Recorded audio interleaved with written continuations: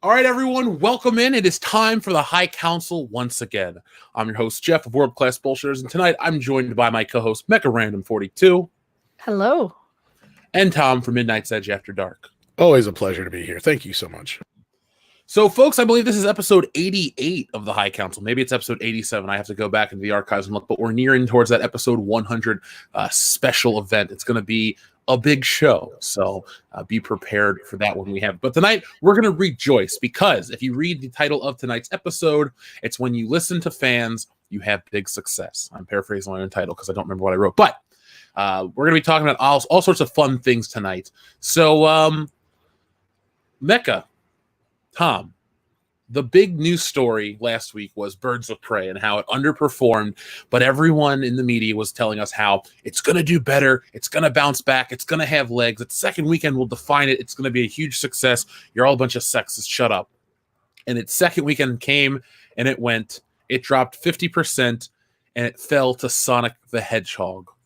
Can you believe we live in a world where a Sonic the Hedgehog movie is not only successful, the most successful opening for a video game movie ever, beats the biggest thing right now, comic book movies in the world, and seems to be beloved by fans pretty universally. I believe it had a 95% on Rotten Tomatoes critic or fan score and an A+ cinema score. So it seems just like this movie that everyone's cool with. It's like in Bill and Ted's Excellent Adventure when their music brought world peace. It's like Sonic the Hedgehog. Everyone kind of liked it and nobody argued. So that's where we are right now with the Sonic the Hedgehog movie. Well, no one argued over Sonic. They're still out there complaining and crying like, oh, you grown adults are out there going to give money to a Sonic movie. It's like, well, yeah, because kids couldn't see Harley Quinn. So, whose fault is that? Who tanked their own movie? It's not ours. Well, yeah, I mean, that R rating really did hurt Birds of Prey. The marketing agenda really hurt Birds of Prey, especially with Ewan McGregor running his mouth. And tonight's theme really is about fan appreciation, because when other big movies hit, you may see an actor say, hey, congratulations to the people that worked on the film, or something along those lines. But the dude that voices Sonic is thanking the fans. I mean, I keep seeing from the director, from the guy that does the voice of Sonic, from Jim Carrey himself, it's a very like, hey guys, thank you so much. This was a group effort. We did it all together. And I got tweets we're going to read in a minute. But I honestly, if you would have told me last week that Sonic was going to open like this, I would have just been like, nah, I don't believe it. And it does.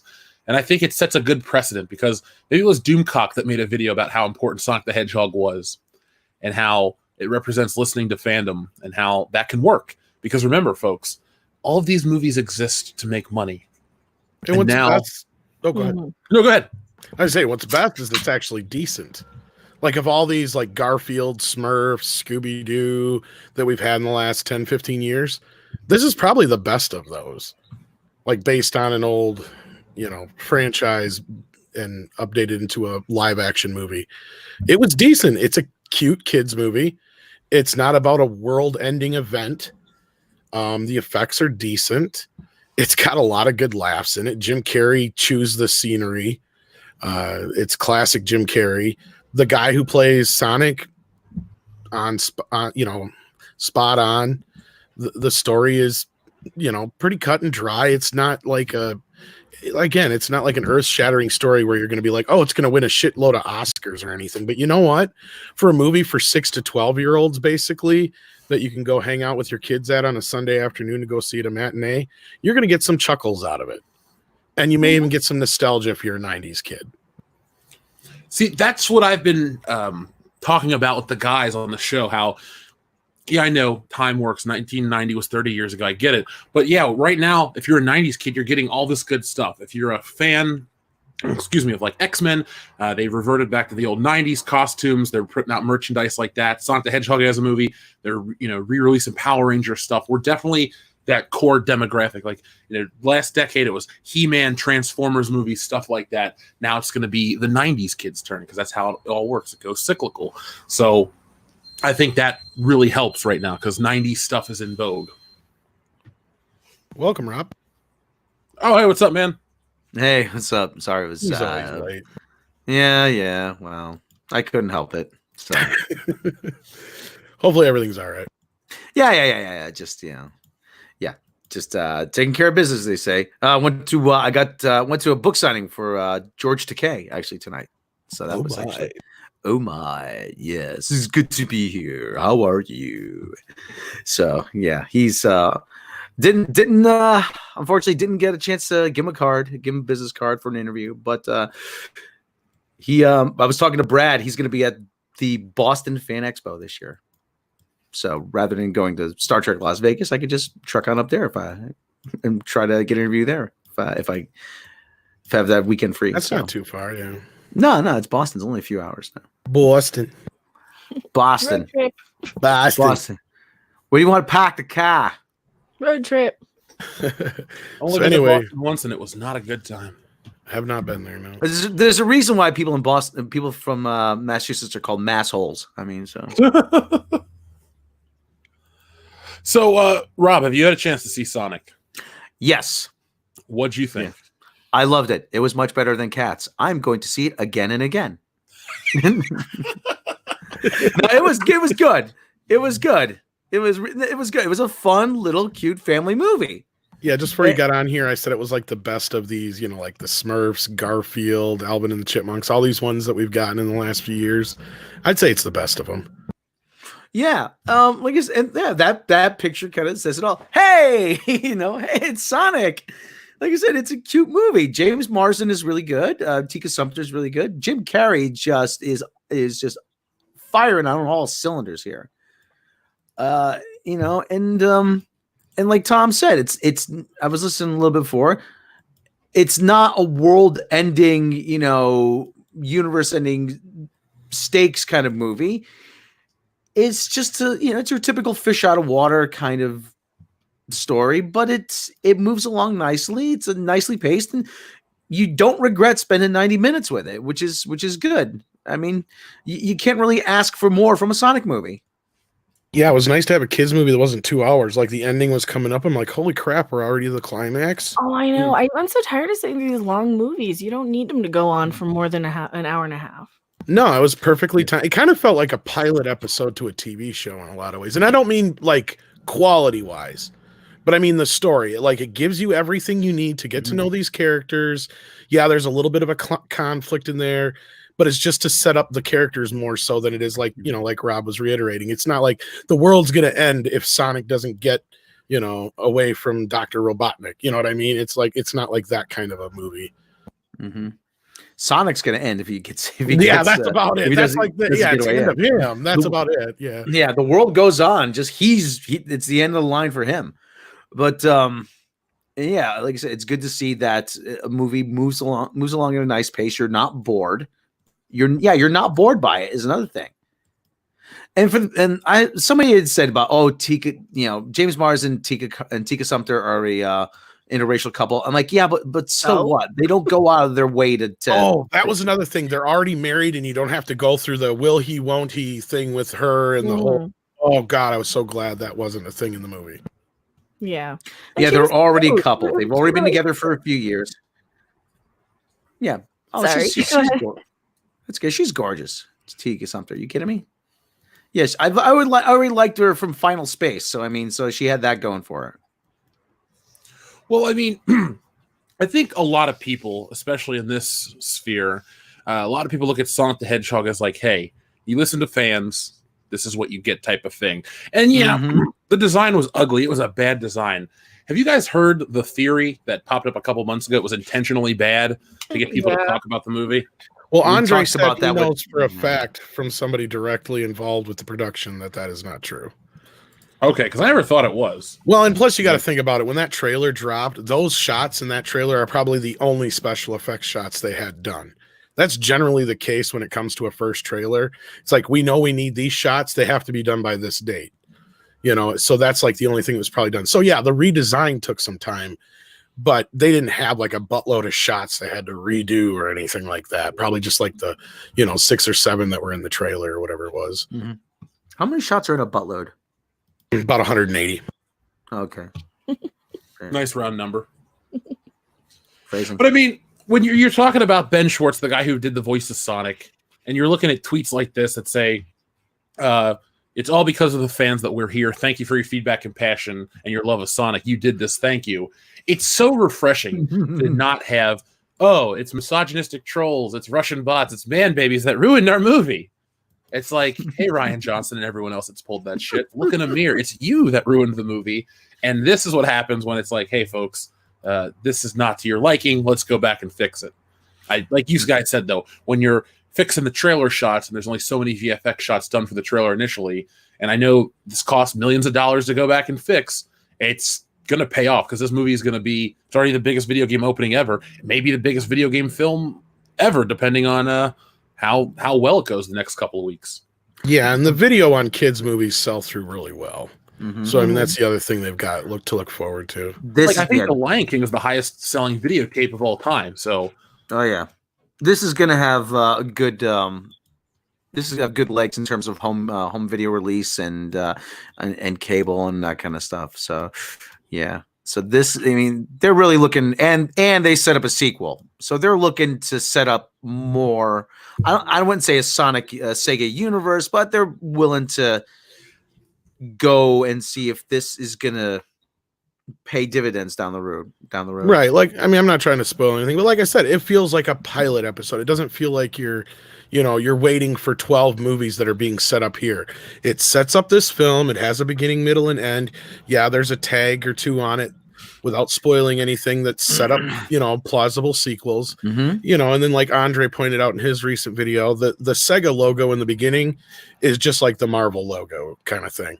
And they have like all the Sega owned games within the logo. So that tells us that they're probably going to try and push for more Sega licensed films. I hope so. They did such a good job and gained so much good fan sort of feedback and brand loyalty. I think a lot of people went to see this just because they changed it. That's kind of why I saw it, because I didn't care about Sega or Sonic or any of those things. So are we looking at Altered Beast the movie?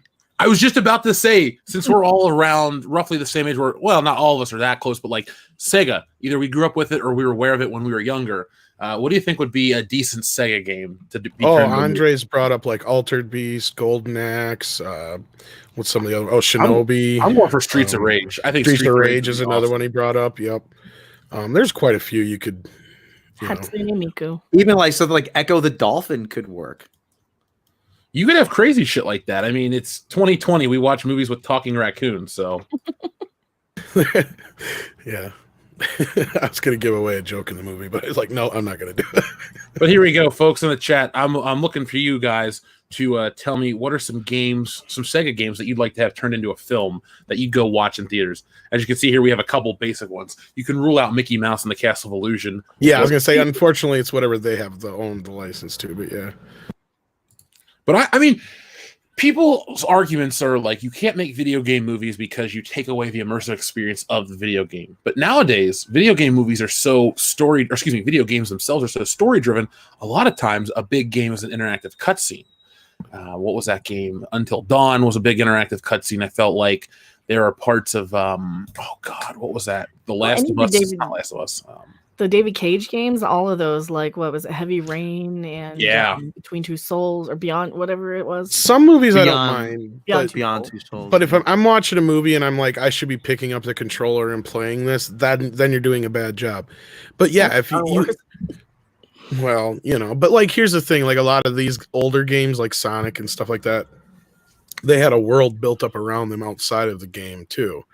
And you can kind of mold these ideas into something different.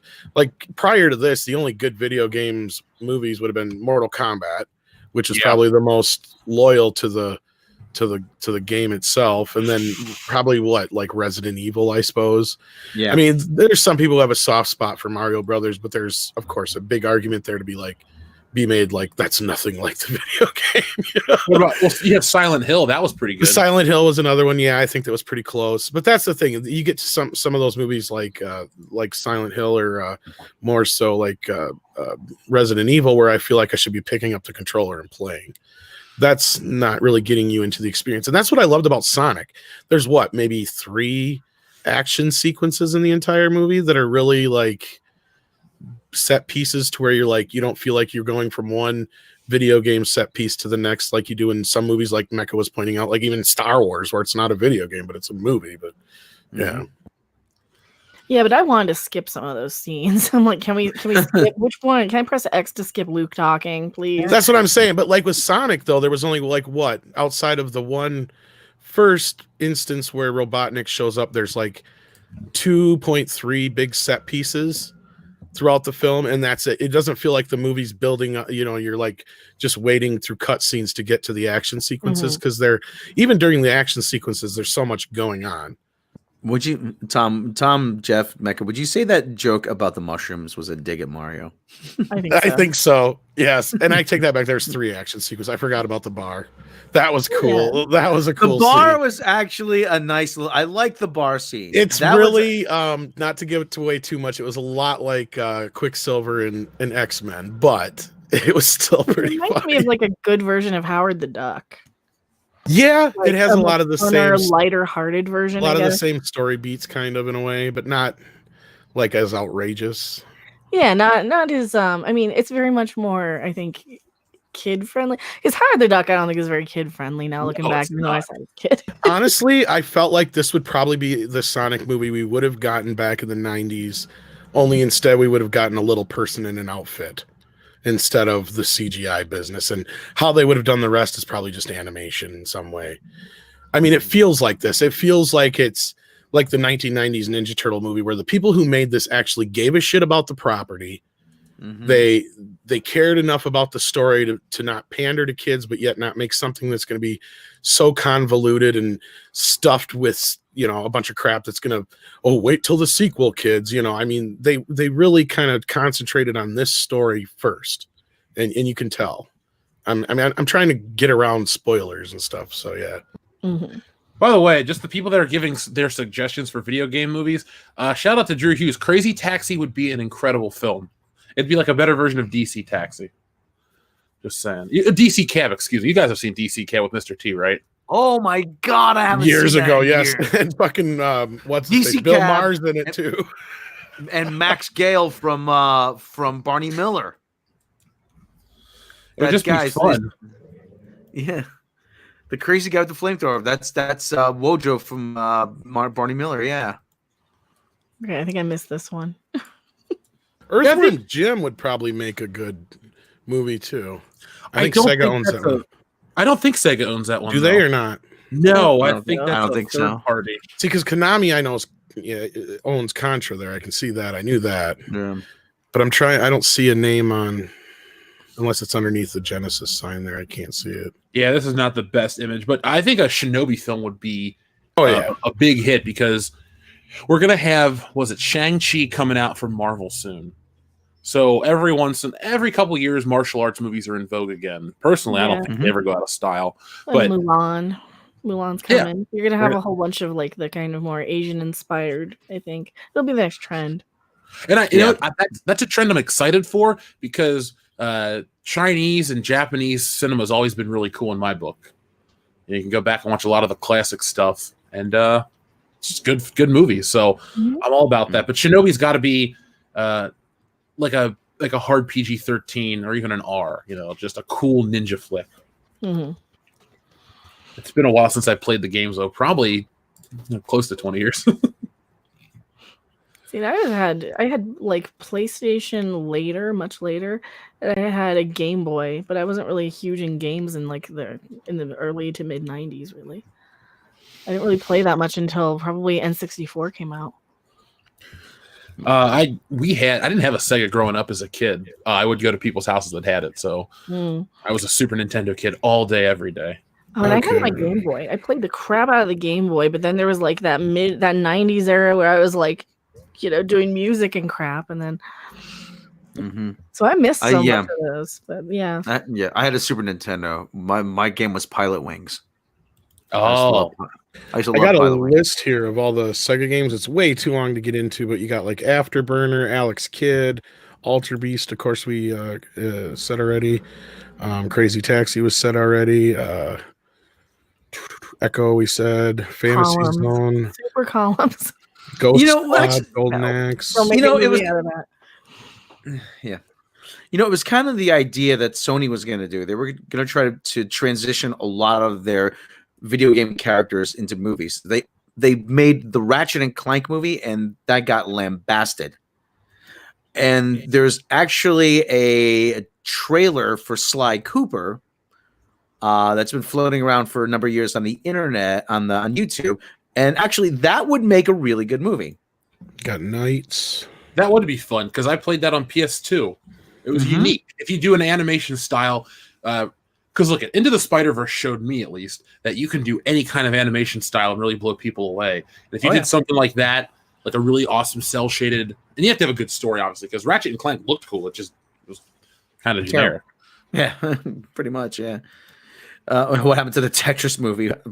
You go by any construction site and watch guys lay bricks. There's your Tetris movie. Well, Tetris isn't owned by Sega anyway, but yeah. The guy who created Tetris he's a Russian programmer. I don't know. I can't remember what exactly the story was, but he hasn't made a cent off of it. Not anymore. The video game historian, I think, has a really good. Oh, they did. Oh, okay. Good for they fixed that. Good for him. Then there's a documentary on it actually.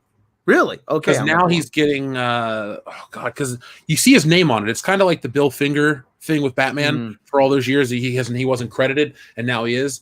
What's the guy's name? Alexei something. But yeah, there's a whole documentary about him, and eventually he got his he gets some kind of money, or at least he got a big payout at one point. He's the original Russian bot.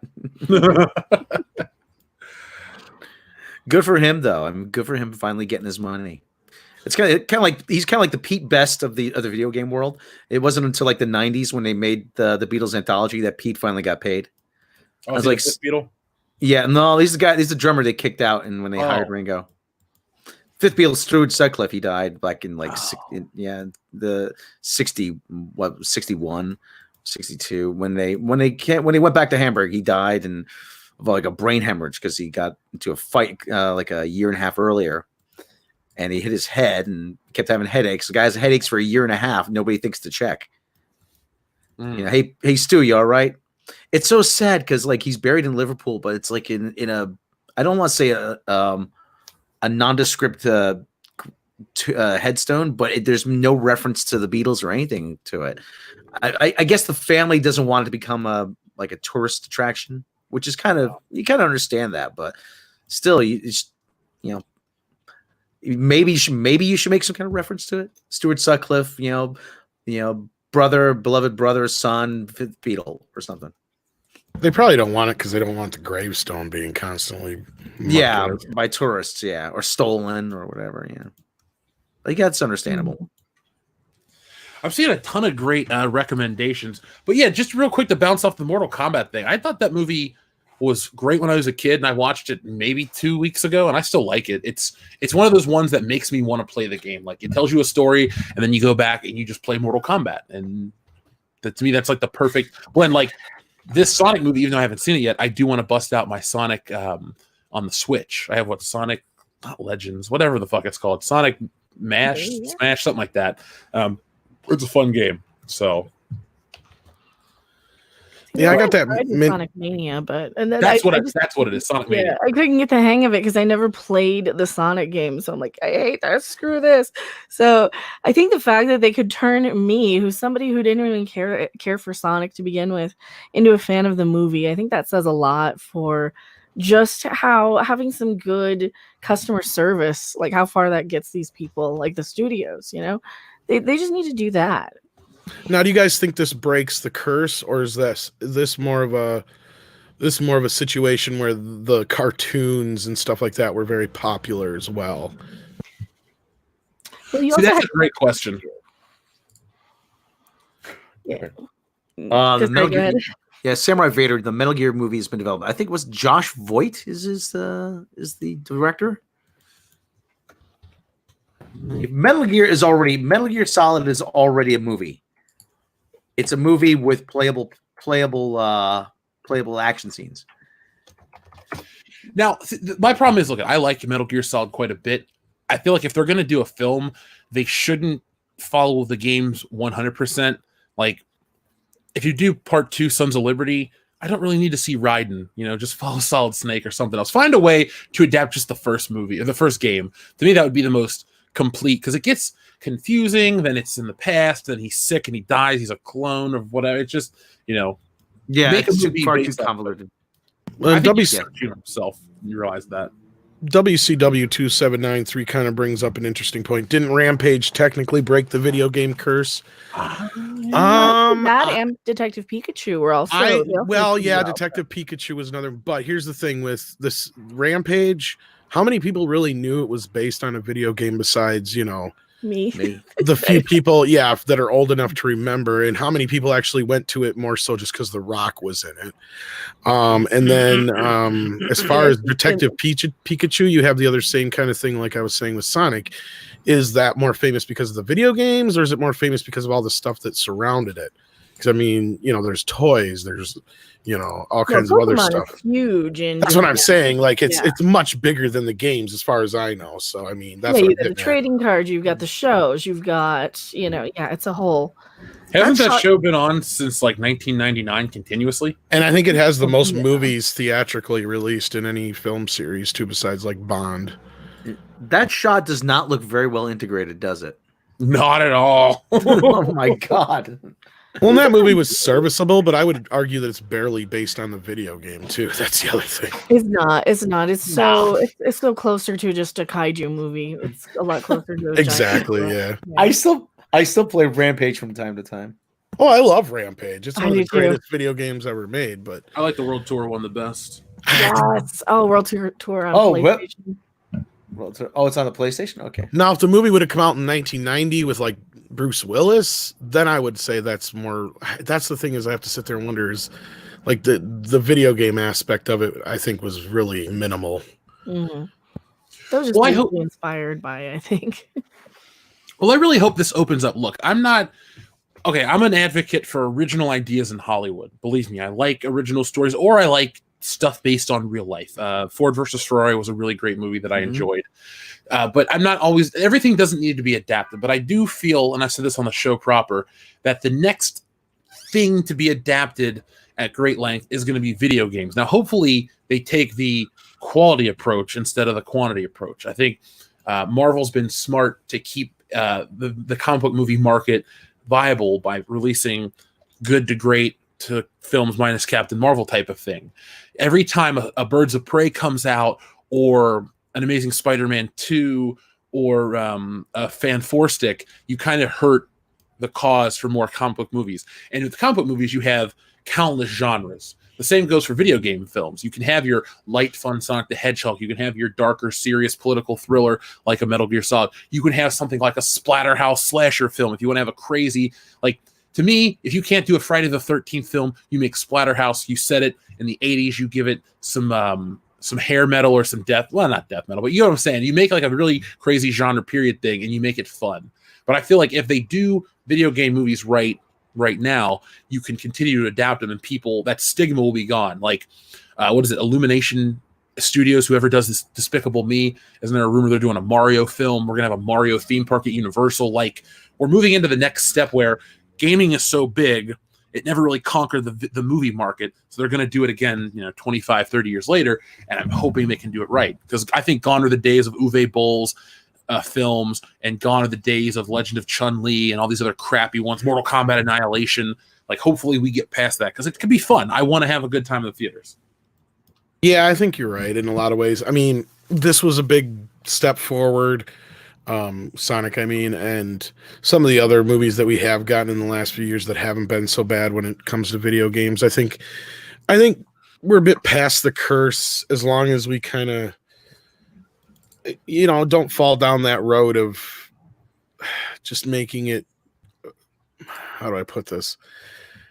It's great to have licenses, but once you get to a point where people are just doing it for the money and they don't give a shit really about the property itself, or worrying about, whether or not the movie's even decent. Like, I mean, that's the thing with Sonic, was you could tell, like I said, that people involved with this gave a shit about the character. They gave a shit not so much about the world around Sonic, because there's a lot of controversy surrounding that, and you can probably get into more on that in some of our videos, but They still tried to make something that would appeal to mass audiences, but at the same time wasn't like Star Wars, to where it was just a convoluted mess. And Sonic's one way the 1 minute, the next. They actually cared about the characters. Every character is well defined in this film, even if they are pretty cookie cutter because it's a kids movie. That doesn't mean that they didn't do a good job.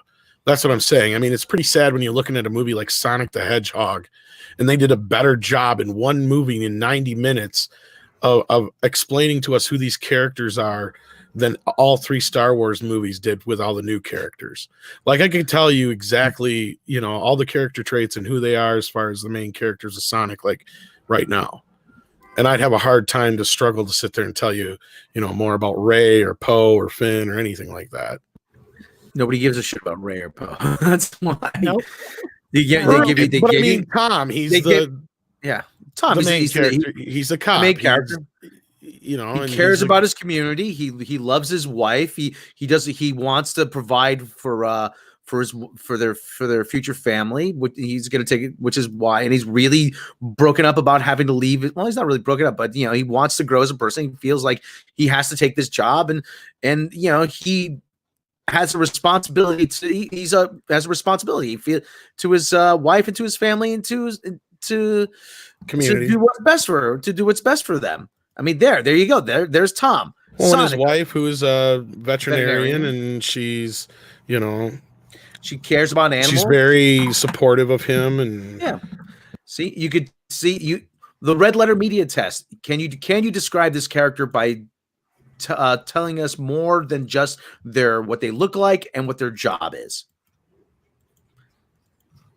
I mean, that's what it all comes down to. And Robotnik, don't even get started on it.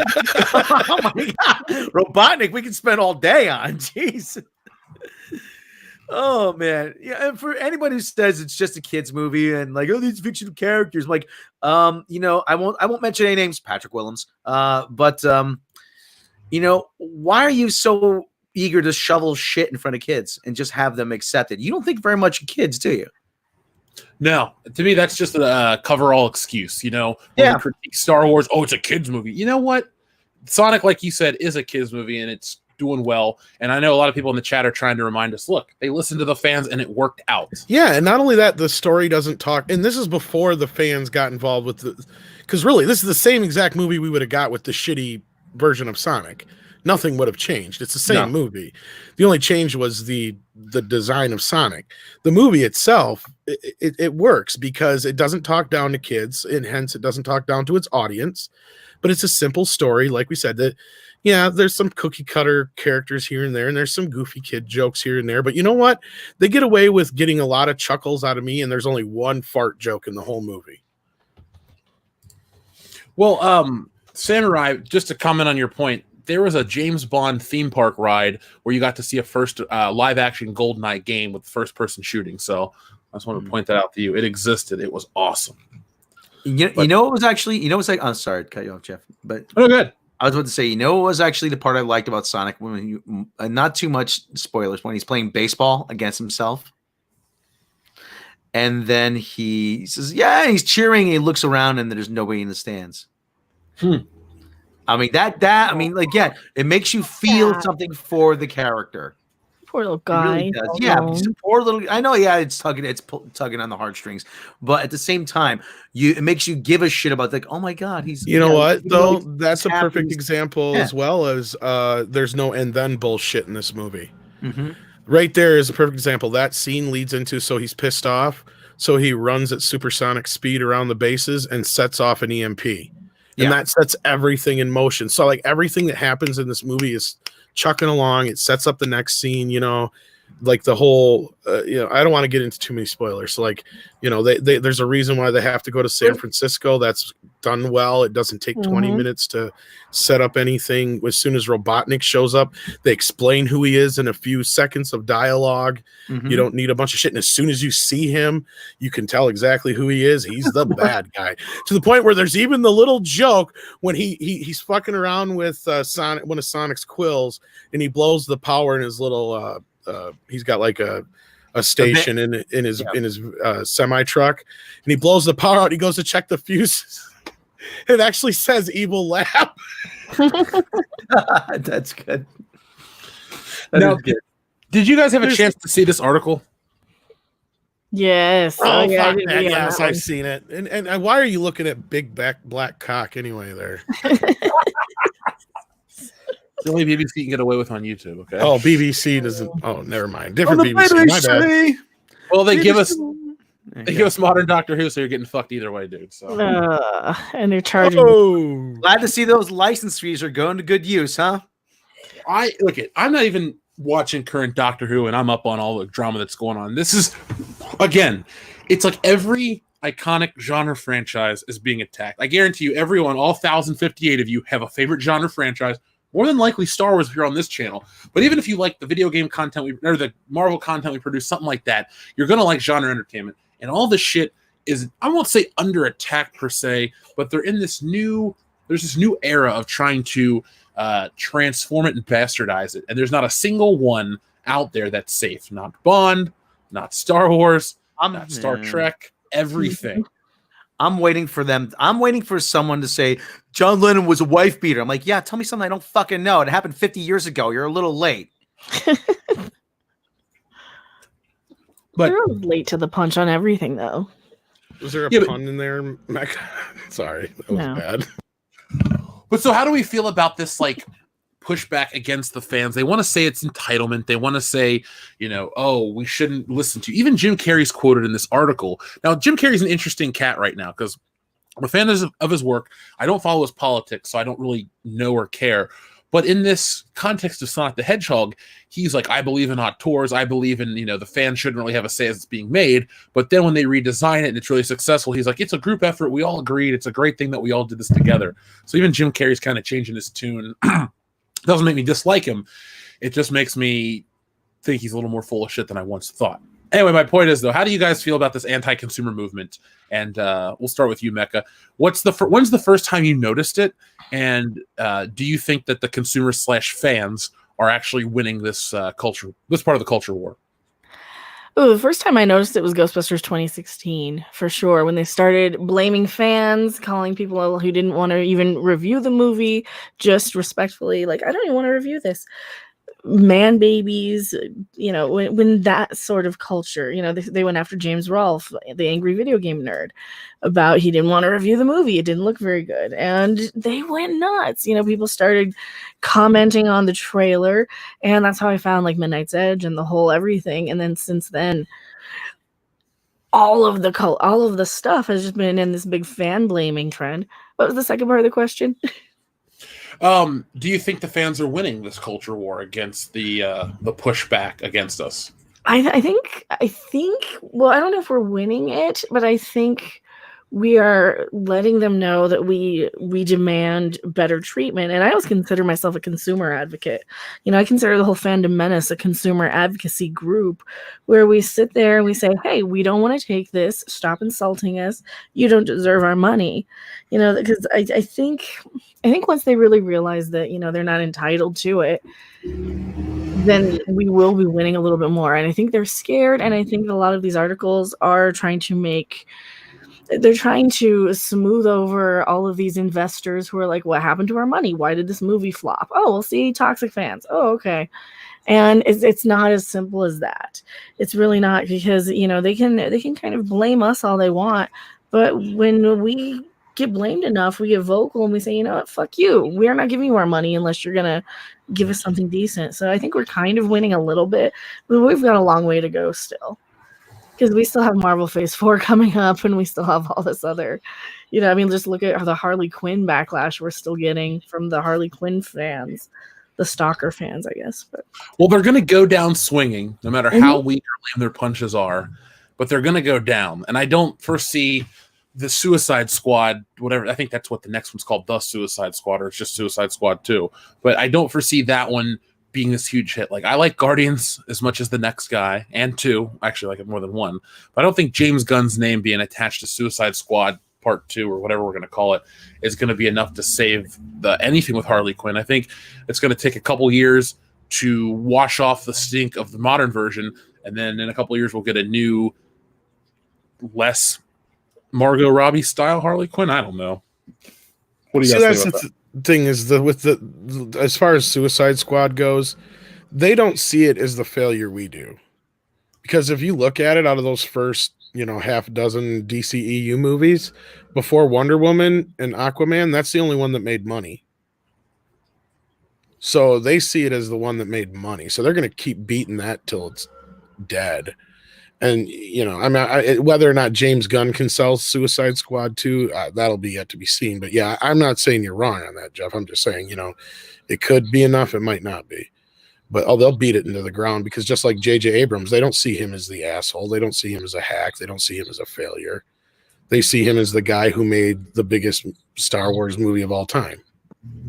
And he did exactly what the studio said to do. Exactly. Yeah, that too. Did everything they wanted. Yes, boss. Yes, boss. Same thing with Alex Kurtzman.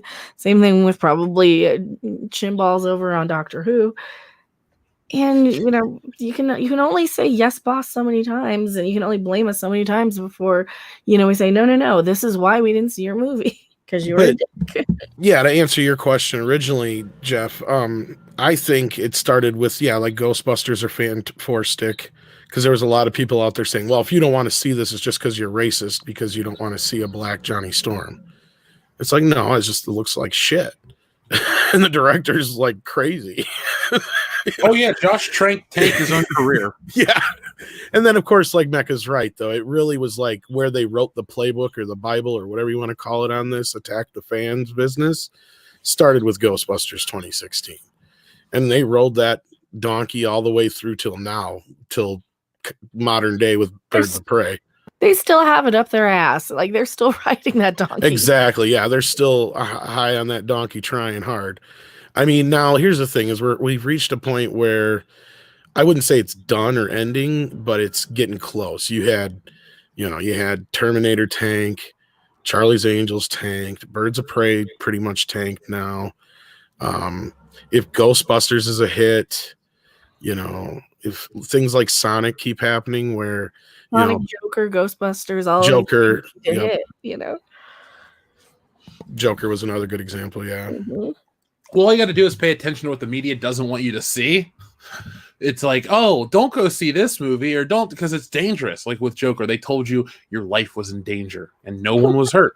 It was a movie. More people got hurt at Frozen 2 screenings. It's like the opposite of Scrooge when they go, Scrooge, see it. Your life might just depend on it. You can't show that to people. That's like Manson Family Christmas special. What's Bobcat up to? Is he still directing? Yeah. Okay. I saw the one movie about the Bigfoot tapes or something he did. Oh yeah, he's still doing stuff. I know he's been doing even like late night TV and stuff like that too. As far as like, can't remember which one he was. If he was directing Jimmy Kimmel or one of those for a while, and some other stuff too. Yeah. By directing, put him in front of the camera. I'd watch him over. He don't want to. He's done a few things here and there, but he's happy where he's at. I guess that's what he says. Yeah, good for him. Mm-hmm. But no, just a couple of talking points I wanted to bring up in this article. They always have to go and bring up, The Last Jedi and how fans attacked Kelly Marie Tran and stuff like that. Oh, no, he did not. Yeah, I know, believe me. But I think at the end of the day, voting with your wallets on stuff that promotes what you believe in, and it's good quality entertainment. That's what I believe in the most. Good quality entertainment. So hopefully I like this movie. Hopefully it's, lives up to my expectations. You guys saw it. You all liked it. I'm just late to the party because, like I said, I had to go back home to Ohio for stuff this weekend. So Sonic was not on my radar, but it will be now because just expect to go in and see like a 90s style kids movie featuring whatever said character. You'll probably be all right. Yeah. Yeah, my expectations aren't like through the roof, dude. I like deep stuff, but I also can go in and watch something basic and enjoy myself. I mean, some of the Marvel movies, as fun as they are, they're not that deep. No. Oh yeah. Ant-Man 1 is not a deep film. Yes, it has a little bit of the father-daughter relationship between different generations. You have Hope and Hank as well as Scott and Peanut or whatever his daughter's real name is. Like you have that kind of stuff in the school. But it's also Paul Rudd and Michael Pena and T.I. And it's a very just fun, silly movie. So yeah, I'm able to just shut my brain off and have a good time. Or let me rephrase that: not shut my brain off and have a good time. I'm able to go in there with the right expectations. Exactly. Yeah, just kind of like can anyone honestly say to me the Three Stooges are deep? No, but they're goddamn funny. That's right. Exactly. My grandfather barely spoke any English except when he watched the Three Stooges. He would say, "You crazy bastards." That's just it. If you're going in expecting like some deep, dark Sonic movie, you're going to be disappointed. That's about it. If you're going in expecting, something that's better than Garfield, you're going to do all right. It's not Citizen Kane. Come on. It's Sonic the Hedgehog. It's got some pretty goofy, funny moments in it. It's a kid's movie, but you know what? It works. It works. I'd give it an 8 out of 10. Definitely give it an 8 out of 10. Yeah. Definitely. So, you want to actually get back to what Jeff asked. You know when I actually still got the first inkling that something was wrong? Looking back now, you kind of see signs. It was 2011. Two Broke Girls was in its first season, and I remember people complaining that the way they portrayed minorities was very so many stereotypes, and I'm like, it's set in Brooklyn, Williamsburg, New York. This is the only thing they get right about New York. Finally, the joke was back then. Yeah, I went to New York last week. I saw a Jewish guy, a Chinese guy, a black guy, a white guy. That was just all in the Knicks. I mean, come on. So this better not go anywhere with a joke, Robert. You're going to get us in trouble. Yeah. So anyway, that was a decent joke. That was all right. Okay. Yeah, there you go. Thank you. I'm here all the week. I'm here till Thursday. Try the veal. But I forgot of my first inkling that something was kind of you're looking back. I'm like, yeah, you know what? And then you start to see more and more. And then like 2000, and then Marvel Comics starts to change. And then 2015, freaking Fantastic Four. It was 2015, right? Yep. Yeah, 2000 Fantastic Four. And that's what kind of like came aboard Midnight's Edge, and we were covering that controversy. And my buddy Jake said that if the only thing wrong with Fantastic Four was that a black guy was playing Johnny Storm, we wouldn't be complaining as much as we were. No, and that brings us up to date with this. And yes, I don't think fans are too entitled. And yes, I think fans have the right to gripe and piss them out and bitch. And when they don't see something that they think is worth their time and effort and money, as long as it's in the right way, as long as it's like right. Like we get online and we'll yell and rant about it. Right. Don't attack somebody personally. Yeah. Obviously, that's not. I always come back to a moment in the movie Oh God Book 2, where they're about to commit that little girl because she keeps saying I talk to God. George Burns, played by George Burns, good movie, and they look around the table. And they all kind of come to a consensus. And the lead guy, I can't remember what the actor's name is, but he's been in a lot of stuff. He says, well, if she's right, then we're all wrong. And that's what this comes down to. If the fans are right, then they're wrong. Oh my God, how could this backfire us? Well, if they're right, we're wrong, guys. No, so they have to keep doubling down. And they see us as idiots. And Neil's right. We're paying customers. And this goes to, I got into a little scrape up. Well, Mecca was there, and I think Rob was too, online on Twitter, not in person, with Jason Isaacs. And he said, why do you guys insist on telling us this show sucks? If you don't like your meal, you don't yell at the chef. And it's like, yeah, you kind of do. Yeah, you do. You kind of do. You send it back, or you tell the waiter that you didn't like it. And that's what we're doing. We're basically telling the waiter, we didn't like this shit. Excuse me, waiter. The steak is undercooked. Potatoes are are a little raw, and the vegetables feel like they've been overcooked. Well, it's worse than that. It's like, why do you hate minorities? yeah. You don't like, what about the potatoes? Nothing. You just are a racist. Yeah, I just want to say that there's not. Where are they entitled to my money? That's the thing. It's like, are fans too entitled? Well, I'm as entitled as you are to my money, and you're not, and I'm not having to give it to you. Movies are not mandatory. We don't have to see everything if it looks bad, and that's where a lot of this started too. Was around the Ghostbusters time when they were so mad that the trailer was bad, and they're like, "Well, you don't know until you see it. You don't know until you see it. You don't know until you see it." Well, these are the fans.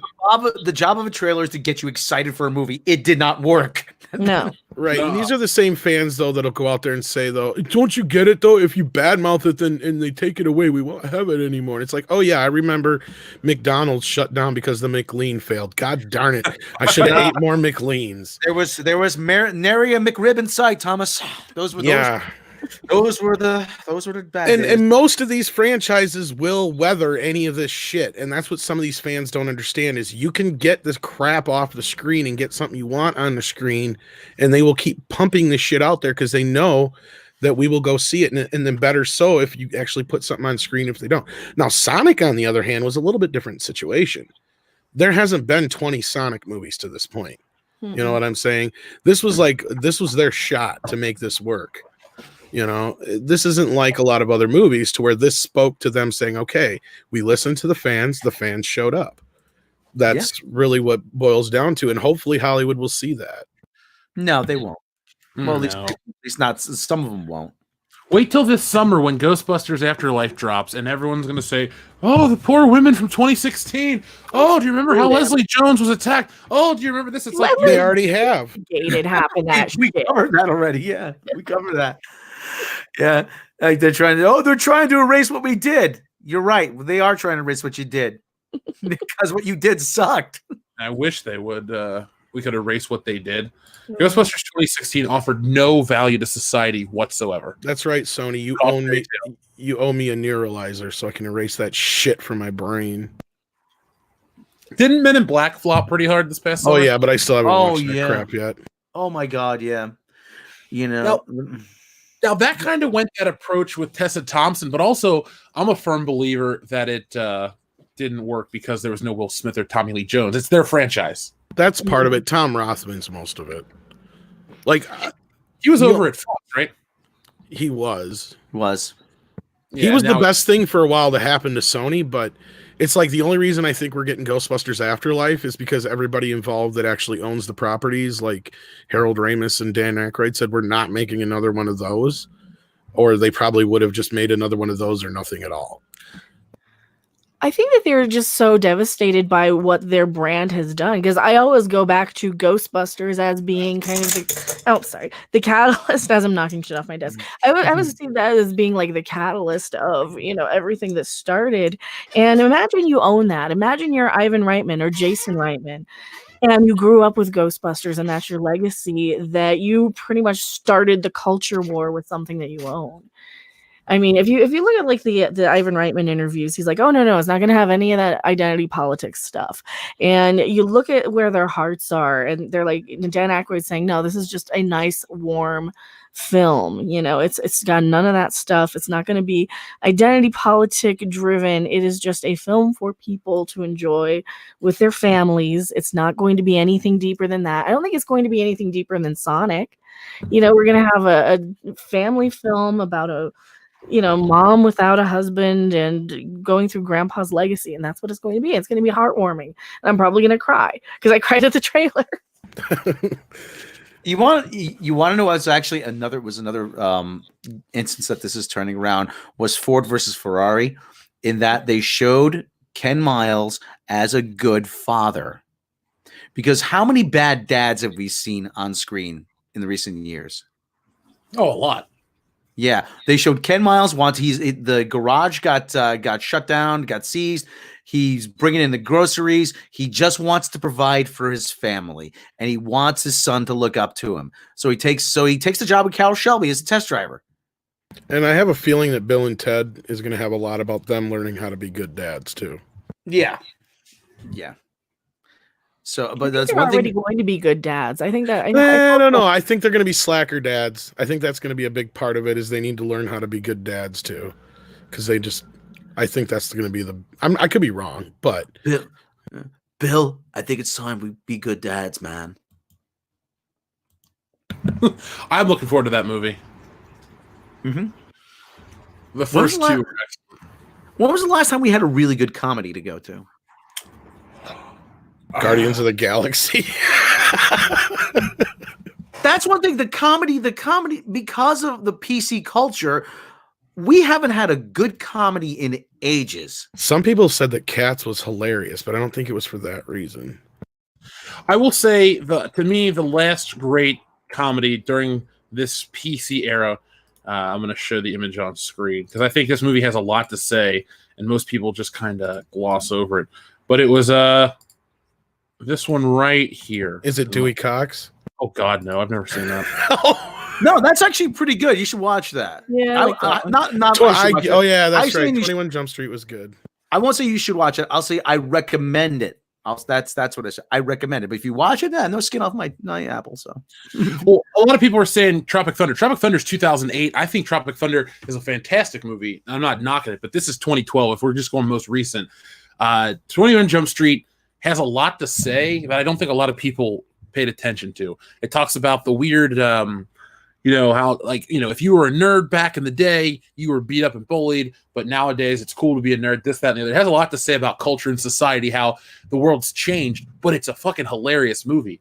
I don't think you can get away with a lot of the shit in that movie because, when he punches the gay dude in the face, they would say the movie's homophobic, but, they turn it into a different situation where, don't punch the gay kid, but the Twitterverse would freak out nowadays and act like, it's anti this or that.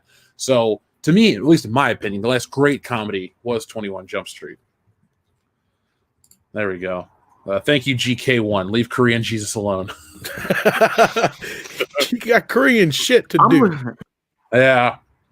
So many good movies. Yeah, I'm looking up. I'm looking up Jeff, comedies. Actually, Rob's never seen this movie, and he whenever he bitches about Lord and Miller, I keep reminding him that this one and the sequel are actually decent. Yeah, I like 22 Jump Street. It's not as good as the first one, but No, the first one's much I'm better. I'm looking up comedy movies for 2019. I mean, and I would argue that 21 Jump Street probably has one of the best cameos ever. Oh God, yes. I won't even spoil it. I know. What the fuck? I haven't even heard of most of these. Playmobil, the movie? What the fuck is this? Playmobil? Didn't that come out already? Yeah, that was a flop. Isn't it? Yeah, I think it only made like $600,000 or some shit like that. Marriage Story. Brittany runs a marathon. ABCD. What the fuck are these? I guess we had Stuber, and I don't know where that went. In Zombieland 2. Yeah, some people brought up Shaft. Sorry, Mecca. No, I was thinking they can't really do comedy anymore because everything's so. No, Mel Brooks was saying that. Yeah, but I mean, some people were bringing up Shaft in the chat, which this one was a bit more comedy oriented, but you could argue though that's based on an action. It's the 5th film in an action series, though. Too. I liked that movie a lot. The 2019 Shaft. I think that was one of my surprise hits of the year.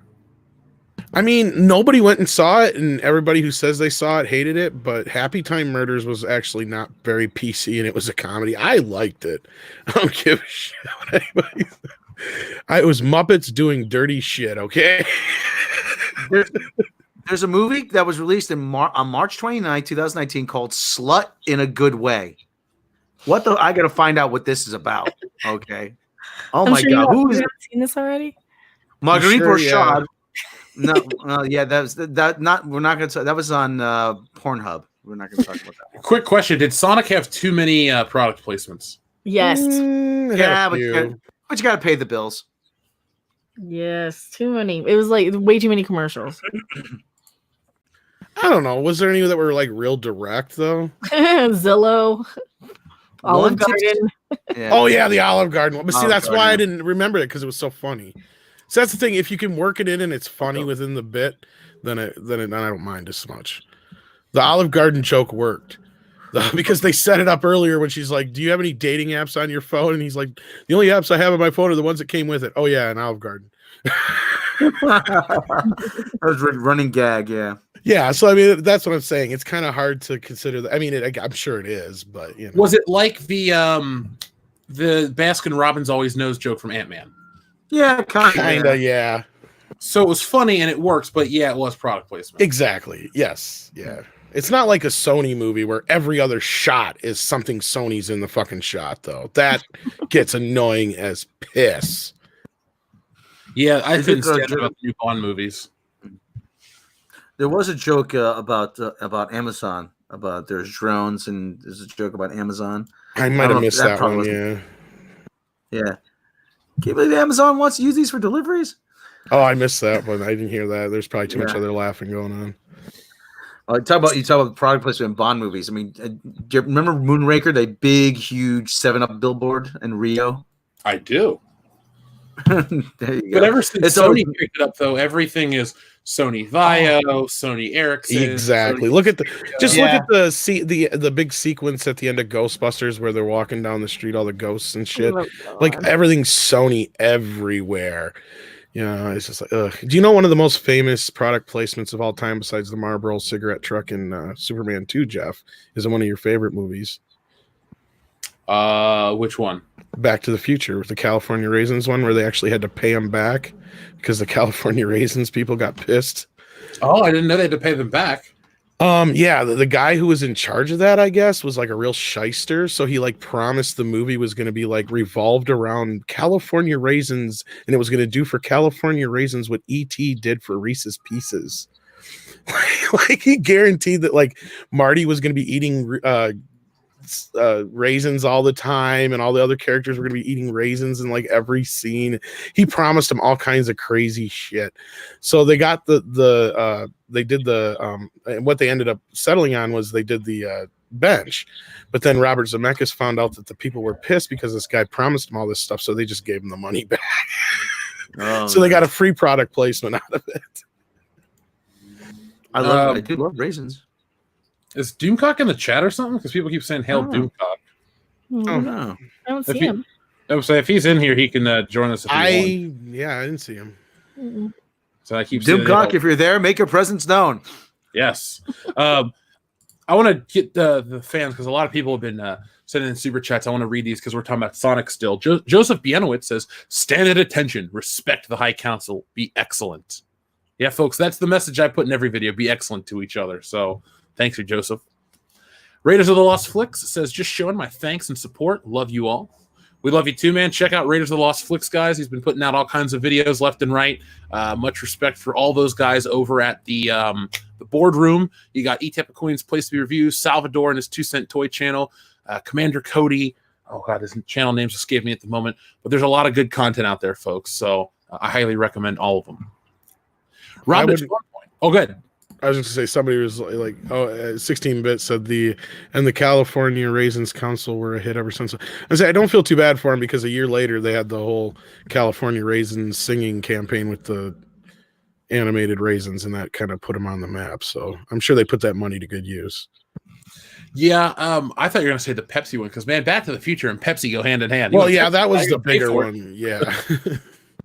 I feel like a lot of movies, though, in the 80s, Pepsi was the drink to sponsor a lot of movies, you know? Well, plus they wanted to compete with Coke, which Coke owned Columbia Pictures. Oh, I did not know that. Well, I'm a Pepsi man myself. My uncle works at Pepsi, so. By the way, folks, we have 1,218 folks watching. If you could do us a favor and hit that thumbs up button to let us know that you're enjoying today's stream. For those who are super fans of this channel, I did a Good Morning Pop Culture this past Friday, Valentine's Day. Yeah, that was Valentine's Day, right? On last Friday. So we had a really fun Good Morning Pop Culture where we talked about the new Bond theme. We talked about the new Batman. And, if you guys want more of those, just hit that thumbs up button. I'll be coming back to the East Coast in about 3 weeks. So if we get enough interest, we can have a couple more of those pop up. Let's see. Let's see. Sorry, Paul, that you're a Coke man. My favorite uncle was a Coke man, but not that kind of Coke. Not that kind of Coke. not the kind of Crockett and Tubbs are going to bust you. Your uncle was Pablo Escobar? Yes. I'm very super rich. I just haven't told Sweet. anyone. I got to keep all the money. Robbed at Fun Point. He says, Hefe, my man. Long big guy. So what's your guys' thoughts on the lack of conversation with Return of the Jedi? The Last Jedi was an abortion of the franchise, but at least we talked about it, right? So Robbed at Fun Point, you want us to talk about Return of the Jedi? Sure. I watched Return of the Jedi yesterday, actually. I think Return of the Jedi still is the perfect finale to the Star Wars saga proper. Is it perfect? No. I definitely feel like it has some dumb moments, especially as George Lucas alters the film more. You have your Darth Vader no at the end of the movie. You have added blinking Ewoks and stuff like that. But the film isn't perfect. It's totally different from the original two Star Wars films, which were consistent among Empire and A New Hope. And it's still a really great film. What are you guys' thoughts on Return of the Jedi? I mean, famously, I'm kind of like one of those who's not as big of a fan of it as most people are. But I mean, I was when I was a kid. But as I got older, for the most part, I find most of it just like, meh, it's been there, done that. Until that final fight with Vader. And the sad part is, like, there's more going on there than I think Lucas even put into the fight, simply because he didn't probably put that much thought into the fight. So, I mean, other than that, it's got some of the cooler moments of the whole trilogy, I guess, but it's definitely the least of the three, in my opinion. Rob? Probably the weakest film of the original trilogy, but still, like I said, a good, and it's a satisfying ending. Oh, yeah. To the story. Evil has been defeated. Fun. No, Yeah. it's my favorite. Evil has been defeated. Vader has been redeemed. Luke is the savior of the galaxy, you know, and everybody kind of gets to ride off into the sunset. Becca, what about you? I think I like it the best. I think it's my favorite, even though it's not the best one. But you know, I'm kind of the same way with Star Trek movies too. Like my favorite isn't the best one. So, but no, it's fun. It's cute. Yeah, as a kid, I thought Return of the Jedi was the best one for a while because you get Han Solo rescued from Carbonite, the heroes win, Luke Skywalker's arguably at his coolest, and it's just a happy ending. The older I get, it is the weakest of the original trilogy for me, hands down. I prefer A New Hope, then Empire, then Jedi, but it has a great lightsaber duel, it has the speeder bike chase, which is awesome, and even though I won't argue it, you could argue that the Battle of Endor space battle is the best of the original trilogy, because at least from a spectacle standpoint, see, The Rise of Skywalker made the mistake of throwing everything at the screen, and it didn't work. It was a cluttered mess. With Return of the Jedi, I couldn't believe I forgot the name from it. Return of the Jedi, it was a big epic space battle, but it was an epic space battle. It wasn't just a bunch of crap on screen and it was a mess. You know, when the TIE fighters, the intercept. What were you saying, Mecca? Sorry. You could follow it. Oh yeah, like when they introduced TIE interceptors, you're like, oh cool, new fighters. These ones are faster, and then you had to watch them like outmaneuver when they remember when the one X-wing flies up and it causes the TIE interceptor to hit the medical frigate. Cool little moments like that. You got to see the Millennium Falcon in a big space battle because in A New Hope you saw them get chased by the fighters, which was an awesome scene, but it was just 4 TIE fighters. Then Empire, they're getting chased by the TIE fighters, so they're just running away. But in this one, Lando's piloting the ship. You're in the fray. You're in the battle. You get that really cool shot of them flying into the Death Star. Even like, again, I prefer the Battle of Yavin. It's more tension filled, but you have that. It's just a great looking thing. And by 1983, the technology advanced to a point where when Lucas goes back and masters and plays around the films, he doesn't change much in the Return of the Jedi space battles because they kind of have the technology down and it really shows. It's a fantastic looking film in a lot of ways. I do think the Ewoks are dumb. I know that seems like the common complaint. And yes, it should have been Wookiees or it should have been something different, but it's still a fun movie and it really is the best way to end Star Wars. Yeah, I like the idea of the Ewoks, but you can definitely see a lot of the tropes that we'll see as the problems in the prequels start to creep up in Return of the Jedi, I believe. And Ralph Marquand, who was the director, even said the same thing as everybody else. He doesn't understand why George just didn't direct it himself because he was like satellite directing the movie anyway. So, Well, I'm with you 1,000. I mean, obviously I can't do 1,000%, but you do see a lot of the prequel era Star Wars. I won't say tropes, but a lot of George Lucas's indulgence. Or isms, yeah. In Return of the Jedi. Yeah, where he's getting into the more worried about the toyetic factor of things, and that's why kids love Return of the Jedi, because it has the most shit in it that you could easily make a toy out of, or a toy set, and it's actually entertaining to play with. And that goes to like what Rob always says about what's wrong with the new movies and why kids aren't getting into them, is because what is there to play in the new movies? Who wants to do the space horse race on a fucking Star Destroyer? You know, that's what the most exciting thing that happened in any of the new movies. Like, who really cares about anything else? There isn't anything cool. Hell, even like Yoda's Dagobah playset was cool. And outside of just training, what else happens there? Nothing. But it was just cool because it was cool, you know. But nothing in the new movies are cool at all. I mean, I don't have hardly anything from the new movies. I don't know of any kids that really do. I mean, I've got a nephew and my son, and my kid never really got into it. My nephew was kind of into him, but you know, like most kids, he got into Xbox and shit like that. He didn't care about Star Wars. By the way, Xenopulse has actually made the point I was just getting ready to make.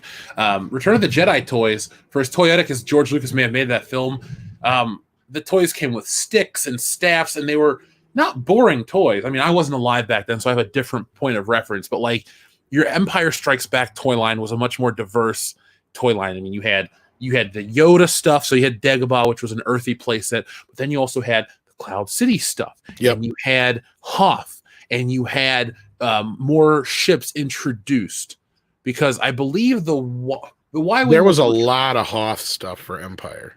Oh yeah, I mean, they led with Han Solo and Hoth gear. That was the first Han Solo figure that was released from Empire. He only wears Hoth gear for what, the first 10 minutes of the movie? I think my first figure was Luke in his Hoth gear.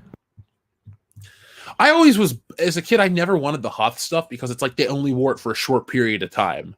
I just remember that being my first. My first figures I remember having was Luke in his Hoth gear, R2D2, and I think 3PO, and then Lando Calrissian, and then I had the Jabba the Hutt band, but I didn't have Jabba, and the Rancor. Oh, Max Rebo? Yeah, Max Rebo band. Yeah, I had the band itself, and it had like Max Rebo on the little keyboard, and it had her with a microphone, and the dick-looking dude with a flute. Oh, Dream was cool. Yeah. What's better yet is I had a T-shirt of those guys before the prequels ever came out. Had them on the front of the T-shirt, and it looked like a Rock Band T-shirt.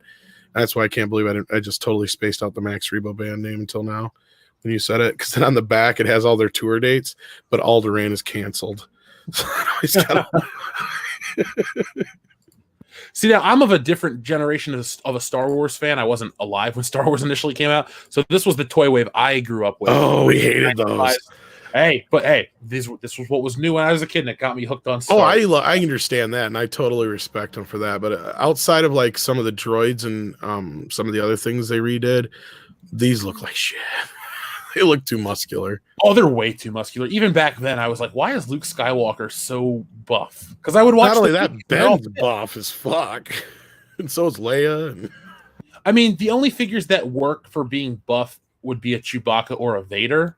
And even then, they're not like that kind of buff. Even 3PO's buff. Look at him. Oh, I know. To me, the best figure is R2-D2. Yeah, well, they didn't change much on him. He's pretty much close to the same. Well, when people say about like the vintage line superior in every way, I'm like, look, it innovated. It's great. I'm not going to knock it, but vintage R2-D2 didn't look like R2-D2. They got the dome wrong. So that's just me. But yes, Leia did look like a man. I had that figure. They called her monkey face Leia. Yeah, Chewie wasn't too bad.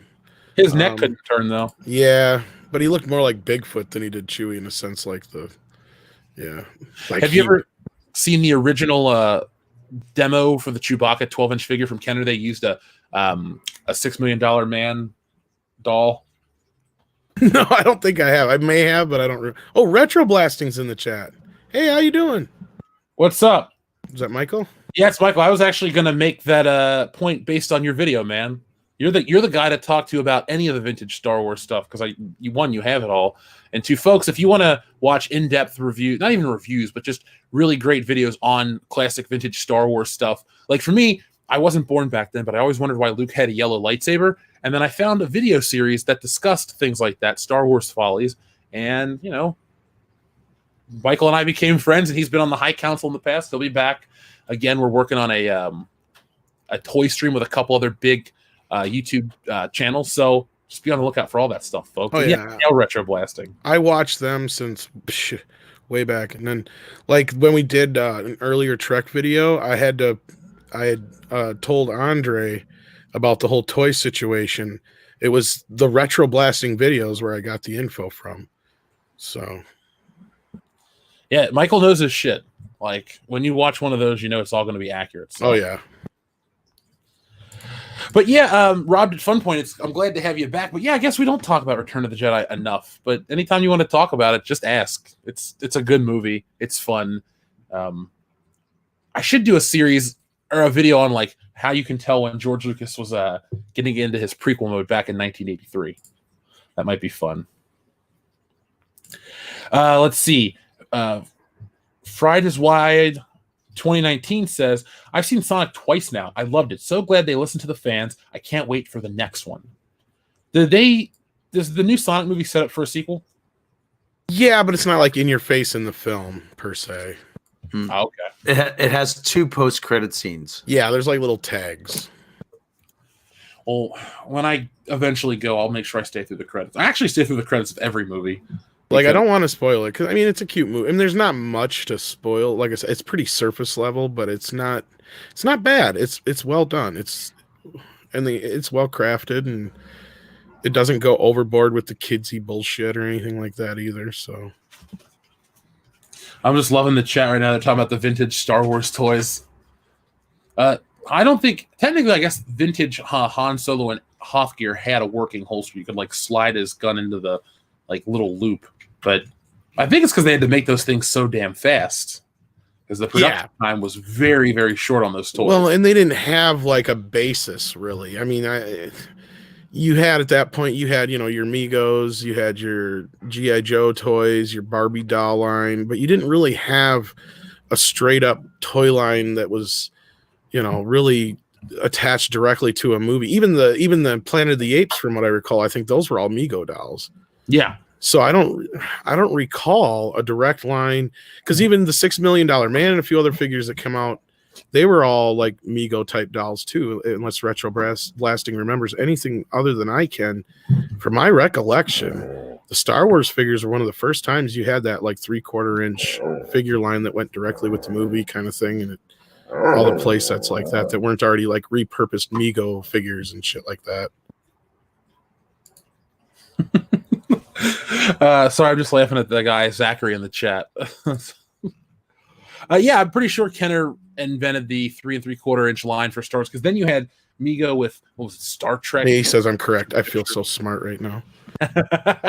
You should see if he can come in here. I've been wanting to meet you for a while, Michael. I've been bugging the shit out of Jeff. Michael, if you're free and you want to join, you send me a message on Facebook. I don't mean to invite anybody on, but he was so upset the day that Retro Blasting was on. And he's like, oh, damn it, the one day I don't check my messages, And he went on for probably 3 days moping because he didn't get to meet Retro Blasting.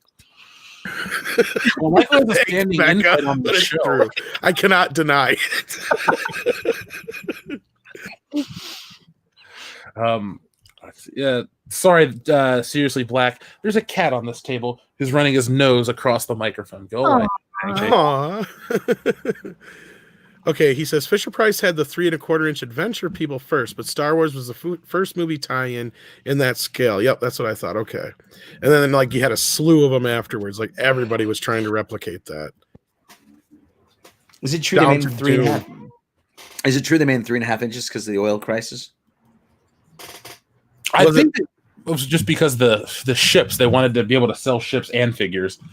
I was going to say, because didn't they get the models, like some of those, aren't those directly based on the models they got from ILM or something like that? And so the size-wise or something like that, too? Or I can't remember. He'd know better than I. It's been so long since I've seen those videos. I can't remember now. Jesse has a listener that mailed her all these vintage ships. So on the shelf, we have a vintage Falcon, a vintage ATST Y-Wing, Snowspeeder. That's a modern land speeder up there. We also have an Adam West Batmobile, but that's a story for another time. But yeah, like I said, Michael, you're always welcome on the High Council or any stream we ever do, man. So just shoot me a message anytime you want to come on and hang out. We'll get you and Tom together because I know Tom's super excited. That'll be the biggest geek out video session ever. Our friend Grimjoy says, I love that Sony didn't make any money on the Sonic movie. Well, isn't Sony going to lose out on the He-Man movie because that's going to Netflix now? I think so. Yeah. About that. It's pretty. They. What was the story? Andre just did an editorial about that. They pretty much just sold it off to Netflix, didn't they, Tom? Well, here's the thing. I was actually going to bring this up earlier about Rothman because Rothman was the one who rejected Sonic. And I don't know if Mattel made the choice to go to Netflix. It may be because Rothman was him and Han and didn't want to spend the money they wanted to. Netflix probably had a better offer. That's right. I rejected the Sonics. Because I just don't understand what this little blue furry mouse running around with big sneakers. What's going on with this? I mean, it's so confusing. You didn't get it. Old white dude. Yeah. Oh no. I was the one who said to sew the Deadpool's mouth shut. I said he's just got such a potty mouth on him. Why can't we just shut it? Well, you know what? Just sew his mouth shut. Nobody will notice. Oh my gosh. Galaxy Empire. Yeah, I have them all. No, I'm just kidding. Somebody said about bootleg Star Wars toys. I know there's the Uze ones from Turkey from the 80s. They did vintage Kenner ones, but this is a bootleg of the 90s Chewbacca I had. I thought this would be a fun way to. Yeah, look at that. Great Chewbacca. He's looking down at you. Condescendingly. I don't even know what the hell kind of gun he comes with, but it's not his gun.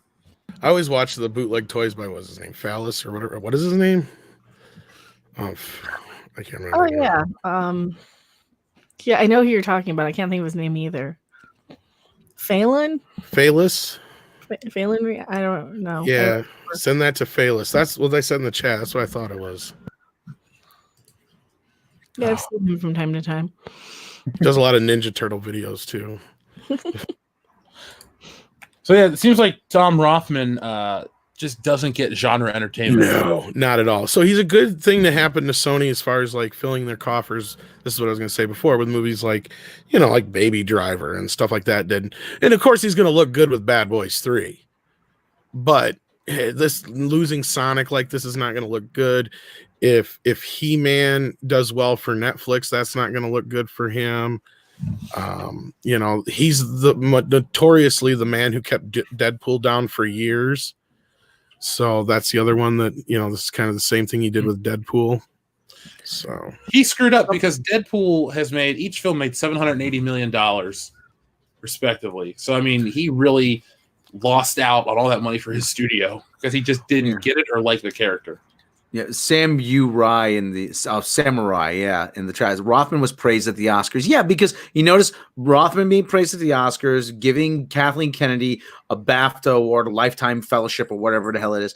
You have sort of the old, I don't want to call them the old guard, but you have the last of that of that class, sort of they're all kind of rallying around each other. Now, as people like Kevin Feige rise to prominence. Well, and Rothman will ride on the fact that, he brought Tarantino to Sony, but he gave him a buttload of money. As far as like genre entertainment, though, he's not into that, and that's the shit that pays the bills. He'll be well known for years, and he's good for Sony when it comes to movies like Baby Driver and stuff like that I brought up, but he's bad for movies like The Dark Tower.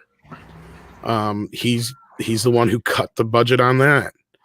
I mean, how can you sit there and do something like Dark Tower and cut the budget on it and basically cut it at its knees and any chance of being a franchise at all? I mean, that's the thing is he has no no foresight or whatever when it comes to picking something that could be a franchise or that has potential, like Sonic or Deadpool. You know, he doesn't get it. He didn't like the X-Men. He doesn't like sequels. He doesn't like the type of stuff that we like. And as I said, the stuff that makes money, he'd rather make a bunch of independent films that only cost $5 million to make and, you know, make $30-40 million. And hey, that's a good profit. That's good business sense. I mean, yeah. Blum? What's that? Is he Jason Blum from Blumhouse? That's their motto. Kind of, but see, Blumhouse knows how to do it with licensed properties, though. Like, look at what they did with Halloween. Like or hate the movie, that movie made more money than the entire franchise had to that point all put together, including the Rob Zombie movies.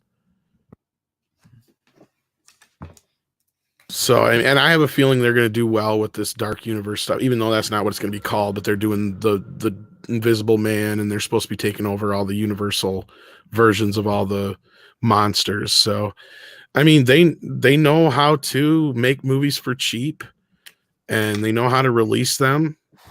I mean, Blumhouse is kind of an anomaly. I don't know how you'd explain them. I just know that I didn't like the last Halloween, and I'm not excited for the next one. So yeah, I wasn't a fan of it, but I can't take away from what it did, and hopefully it brings back some vintage horror franchises. Like, I'd love to see, you know, Robert Englund again as Freddy Krueger, for instance, and we know we're getting Chucky back and stuff like that. So, well, the thing is with me is Halloween, like I've said before, Halloween and The Force Awakens cashed in on the nostalgia, basically remaking an old movie, had really nothing new to add to the lore, and then either undid certain parts of it because it's convenient. Like, look, I'm not going to sit here and tell people in the chat, Halloween's 2, 3, 4, 5, 6, 7, 8, 9, the Rob Zombie movies are all perfect and deserve to be, you know, respected and continued on. I like Halloween 2 and 3, and the rest are just kind of shitty. But you can't just undo for the sake of convenience. Like, you know, you undid Han Solo's journey. You undid Luke Skywalker's journey. You undo Dr. Loomis's stuff in Halloween 2. I mean, these modern, like, we're going to continue on with these franchises, just it never really works anymore outside of like a Cobra Kai, because you don't undo Karate Kids 1, 2, and 3. You just, you know, tell these stories in a different way. You make the characters mature. You make them evolve. You make them feel real. You don't have to go back and belittle them for the new characters. Yeah, and I mean, honestly, I didn't have as much problems with the new Halloween movie outside of like one or two things. But again, I was also in the same boat where I'm like, why do we need to neglect Halloween 2 or H2O for that matter? The only way I seen any reason for doing that was so you could make, you know, Jamie Lee Curtis's character really not matter in the long run, and make it just about babysitters, so you can keep continuing the series down the road without having to worry about being hung up on the whole family business. But nothing in the new Halloween movie really did anything to give me a reason to go, yeah, that makes sense why they did that, outside of just to give her a daughter instead of a son. That was really it, because you didn't have this aha moment where she realizes he don't give a shit about her because she's some old lady now. You know, he doesn't recognize her. He don't give a shit. And then you have her become like the Dr. Loomis character because of that. Because she figures, oh, I just wasted my entire life thinking this guy was going to come back to get me, and he don't give a shit. You know, you could have done all kinds of cool things to justify this movie's existence, and they didn't do it. But it made a buttload of money, and we're getting 2 more sequels. But wham power. Yeah, that was pretty much it. But then the sad part is the other babysitter and that kid were more more entertaining and interesting than her real daughter and granddaughter in the movie. Yeah. Oh, Jamie and Rachel from Halloween 4, as TechCom points out. Yeah. Well, no, I'm talking about in this latest movie. Oh, okay. Because I was just like, yeah, when you disregard Halloween 4, you do take away Jamie Lee Curtis or Laurie Strode's daughter. Yeah, but that's what I'm saying. That's all the thing they really changed in this new movie was gave her a daughter instead of a son. You could have literally plopped her with the same exact storyline that she had from Halloween 2 and H2O in this movie, and just made it her son instead of Well, You if we go that route, we have to remember H2O ignores Halloween's 4 through. Yeah, but you don't need those damn things. They all suck except for 4 anyway. Well, yeah, but remember she has a daughter in that one, so Yeah, I know, and then she's dead in those too. yeah, she dies in 6. Well, no, I mean Jamie Lee Curtis's character is supposed to be dead throughout those anyway, is my point. So that's the only reason they and H2O was one of those first reboots ever that I remember where they actually turned around and said, nope, this shit doesn't count, only the first 2, and they started again. That's the first time I ever really remember them doing that within my lifetime anyway. I remember that as a kid. It was kind of confusing because I was fairly new to Halloween. They're like, you ignore these ones, and I'm like, I haven't even seen those ones yet.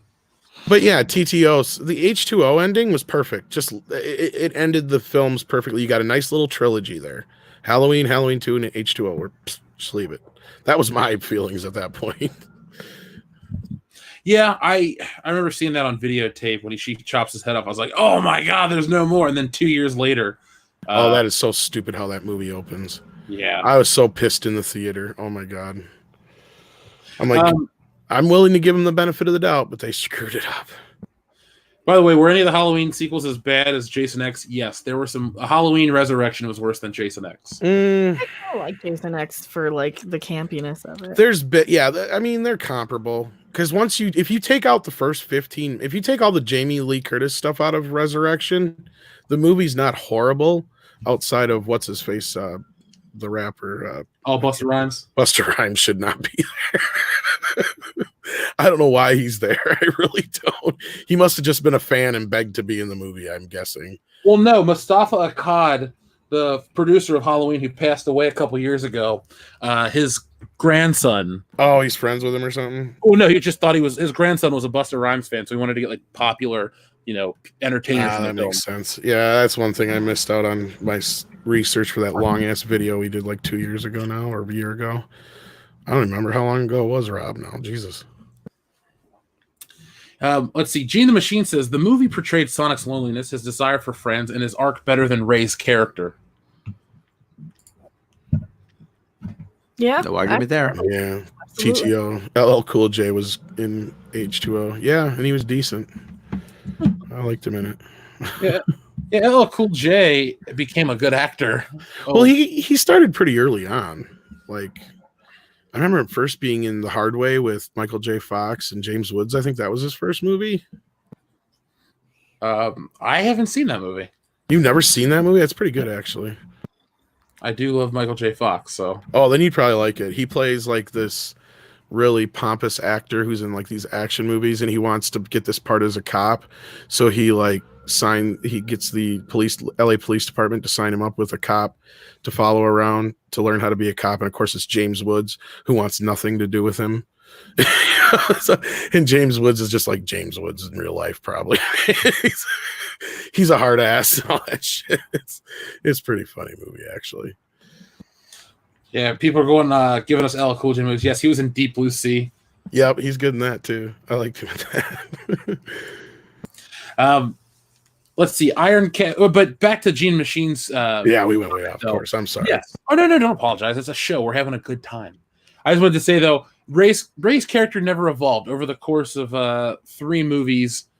What do we got? Like 9 hours worth of films. So. Yeah, in the third movie, she still don't know what the fuck she wants or what she's there for. That's the problem. That was what I was going to get to with Sonic. It's like at least you know what everybody wants, needs, and is doing in Sonic, as opposed to the Rise of Skywalker.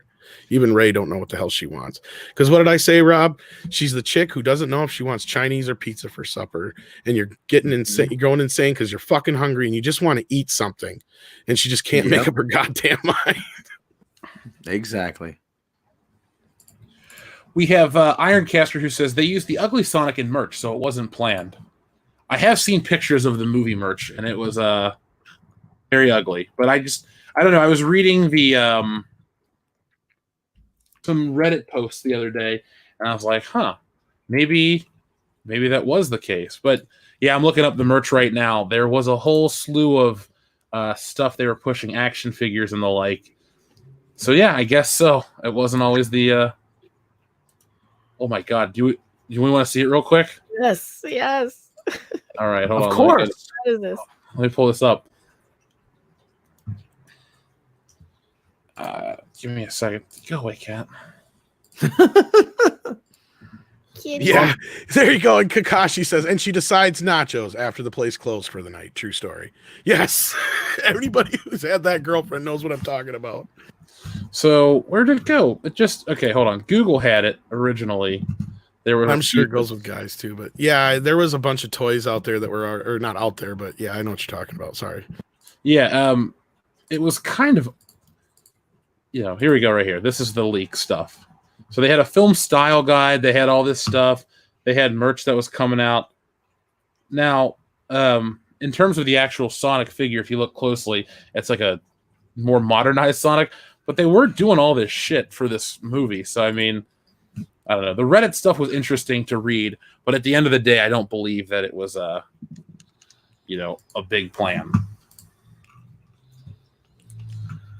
No, I mean, it would make no sense whatsoever. I mean, even if you tried to plan it that way, it's like one of those things in movies where it's a coincidence inside of a coincidence that certain people have to be in the right place at the right time for this to work, and you always stop yourself and wonder, how did that work out that way, kind of thing. Yeah, it's kind of one of those things. They would have had to have been able to have like some kind of insight to know that this was going to generate this kind of a buzz to do that. Here we go. Sonic the Hedgehog movie merchandise prototypes emerge. The first images of the figure based on the now defunct Sonic the Hedgehog movie model have emerged online. These look like they probably would be McDonald's or something toys, yeah. I wonder, since this movie has no kind of tie-in, right? I don't really go to McDonald's enough to know, but do you think they lost out on merchandise tie-ins? Because possibly. That's very possible. Well, thankfully they did that, because this is just gross. Yeah, he looks weird. It's too long and weird looking and pointy. Well, and it's cool because you can see the version they use in the movie right next to him there in those pictures. And it's just a subtle differences. But it makes all the difference in the world. And I griped about the same thing when the Scooby-Doo movie came out. I'm like, either make him look like he does in the cartoon or make him look like a real Great Dane. Same thing with Garfield in the frickin' Chipmunks movie too. It was like, either make them look like they do in the cartoon or just make them look like the real animals, because they just look too weird when you do this in between merge thing. That's where people get this uncanny valley, like with cats. Yeah. It's like too human but too cat-like, and it fucks with people's brain. You see that Sonic to the right there, it looks like he does in the old cartoons and games and stuff. Yeah, he's a little bit more realistic, but he's still cartoony enough. And yeah, you can suspend your disbelief in the movie to be like, yeah, it works.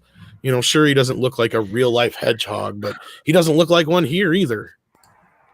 So there was a costume based on this movie that popped up at Walmart back in October. Oh really? My God, it's based off the old design. Besides, you want to see what the real Sonic the Hedgehog would look like? I got a picture of him. Here you go. I thought you were gonna pop up a picture of Ron Jeremy or something. No, this is what a real hedgehog would look like painted blue. What shoes on it? So they can't even make the argument they're trying to make him look realistic, is what I was getting at. But anyway, go ahead and show the other thing. You were going to show the costume, you said. Oh, I don't. It's gross. I'll show it and we'll move on. Yeah, because you're going to make us puke, probably.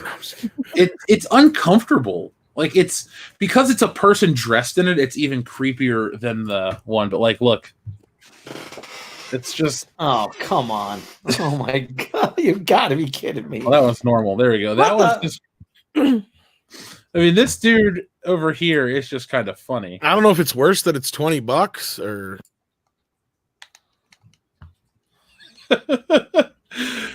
Somebody likes Sega. But yeah, they dropped the ball there. Thankfully, they fixed it. I feel bad for that kid. Yeah, I do too. Oh man, I get a couple $100 for that. Yeah, that's the upside. If you're somebody who's got their hands on any of this old merch or before it hit the market, it might be worth something someday. They probably didn't make it yet. They just probably had it all. Prototypes and shit. Yeah. Well, no, that costume was found at Walmart. Oh, really? The picture was of somebody actually had that in hand. Oh, wow. Oh, wow. Yeah. Holy cow. So some of it trickled out last year for Halloween 2019. Which is weird, because didn't the trailer drop in November? Yep. Because I don't remember seeing that before the thing. No, but I trailer, do remember. Trailer dropped in April. Oh, Yeah, that was like last year. oh, was it that early? Okay, that's why. Yeah, okay. Well, yeah, because it was. Oh, it was supposed to be out in November. That's right. My bad. Yeah, Robert Meyer Burnett yeah. was saying he saw the trailer at CinemaCon. So we have Sorry. 007 Cloud has an excellent casting choice for the Golden Axe film. He says, Alexandra Daddario in a bikini for Golden Axe? Yes. Alexandra Daddario for any movie. She is my favorite. Paliniuki says they just found a treatment to furries. I thought cats was enough. Yeah, I couldn't do cats. You do realize Tim Five Scorpion, I think she was one of the original producers on Roger Rabbit. Kathleen Kennedy. Well, I mean, she's attached to some good projects and some good people, but she's not the creative person behind these quality films. Speaking of, do you really think that the cameras are going to start rolling this spring like they are rumored for Indy? Let's talk about that for a couple minutes. That's a good segment. We're going to get to everybody's messages and stuff, folks. And I wish The Rock was the president. But anyway, long story short. So Indiana Jones 5, they announced it starts filming, in May or April? Yeah, and the Rock president thing's a callback to Sonic, by the way. Oh, okay. Is The Rock president? Oh, sorry. Anyway. Do they say that in the movie? Yes. I have to go see this now. Come on. I don't think Indiana Jones 5 will start. Wait, let me take that back. I think it'll start because you're getting like this weird, all of a sudden, like the hype machine's rolling for this movie well before. I don't know how to describe. Not well before anything, but like Harrison Ford's movie comes out next week. That Into the Wild or whatever it's called. Call of the Wild. Excuse me. I don't think it's going to do anything. And then I think he's just talking about Indiana Jones because I was going to pull up his. Did you hear what he said about Star Wars this week? I don't care about Force Ghosts. Yeah. Don't tell me. I don't care about Force Ghosts. I don't know what the fuck those things are. That's not surprising. Can't believe me. Some of the people were losing their minds over that. I'm like, yeah, he's always like that. I was gonna say we already knew he didn't like Star Wars. He wanted to get the hell out of there a long time ago. Guys in hairy suits and robots running around. Little gay guys. So here, we'll pull up the CNN article so people can check. And no, it's not an endorsement of that publication.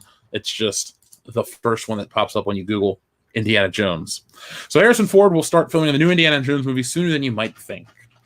After Harrison Ford told Ellen DeGeneres in an appearance on a talk show that the fifth Indiana Jones film is set to begin this summer.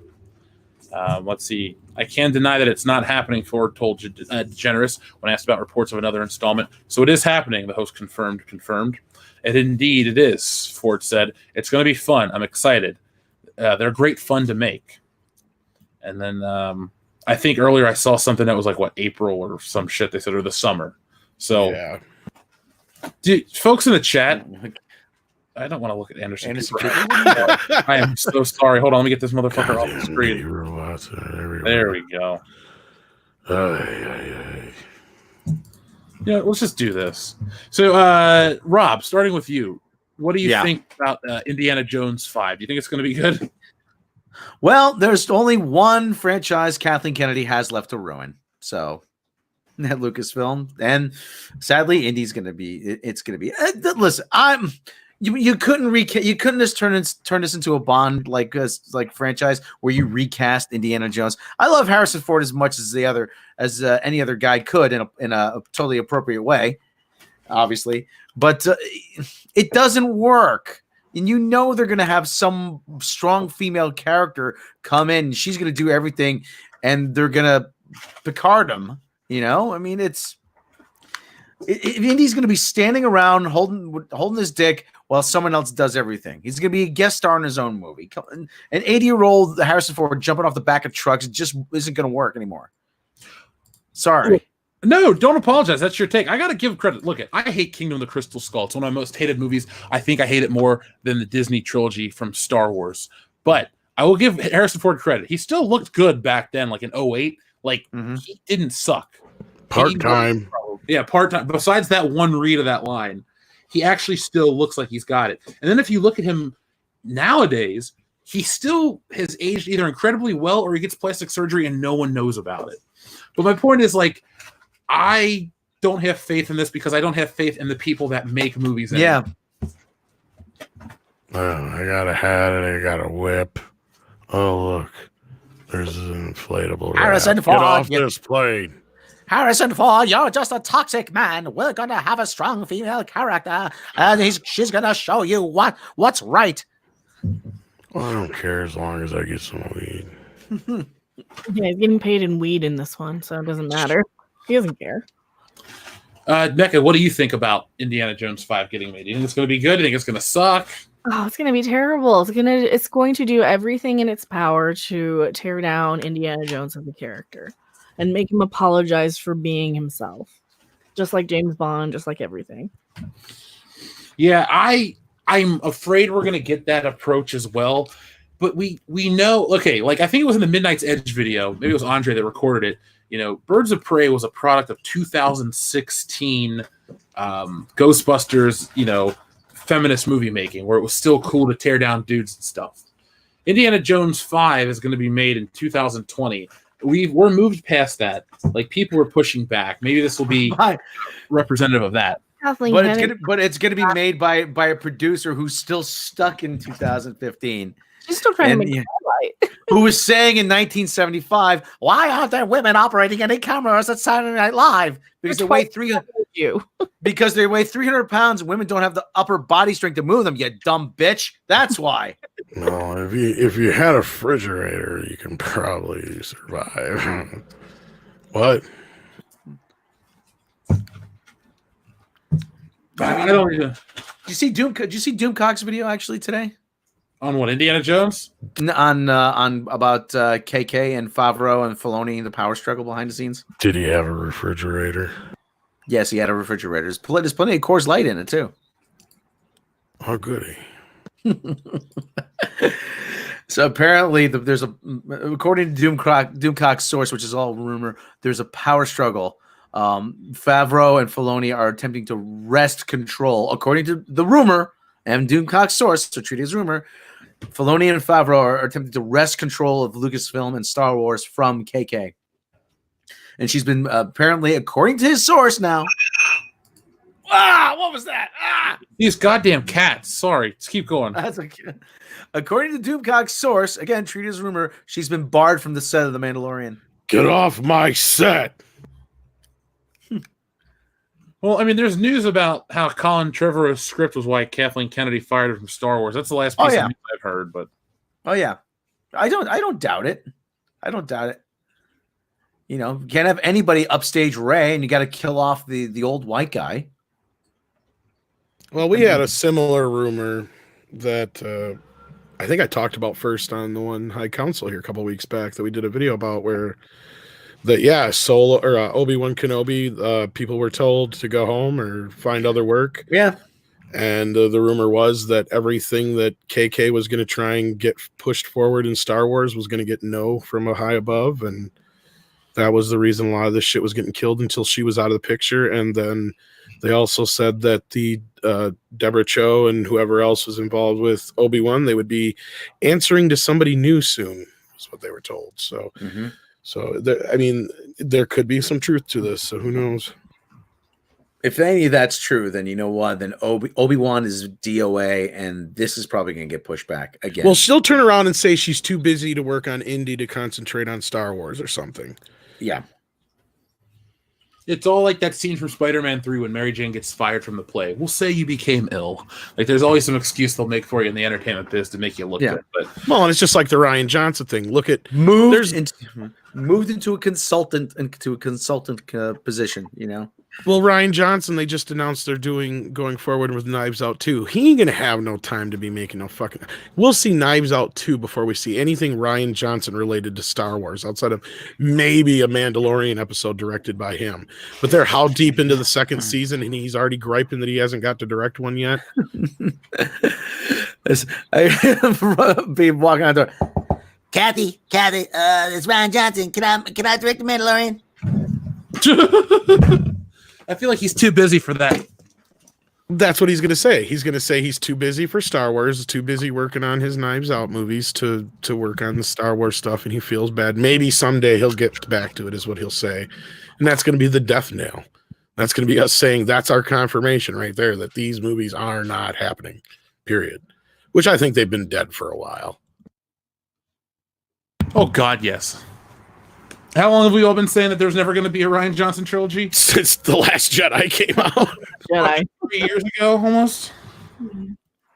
I still don't understand. Like I said, we always Tom and I always say this, and I think Becca says this too.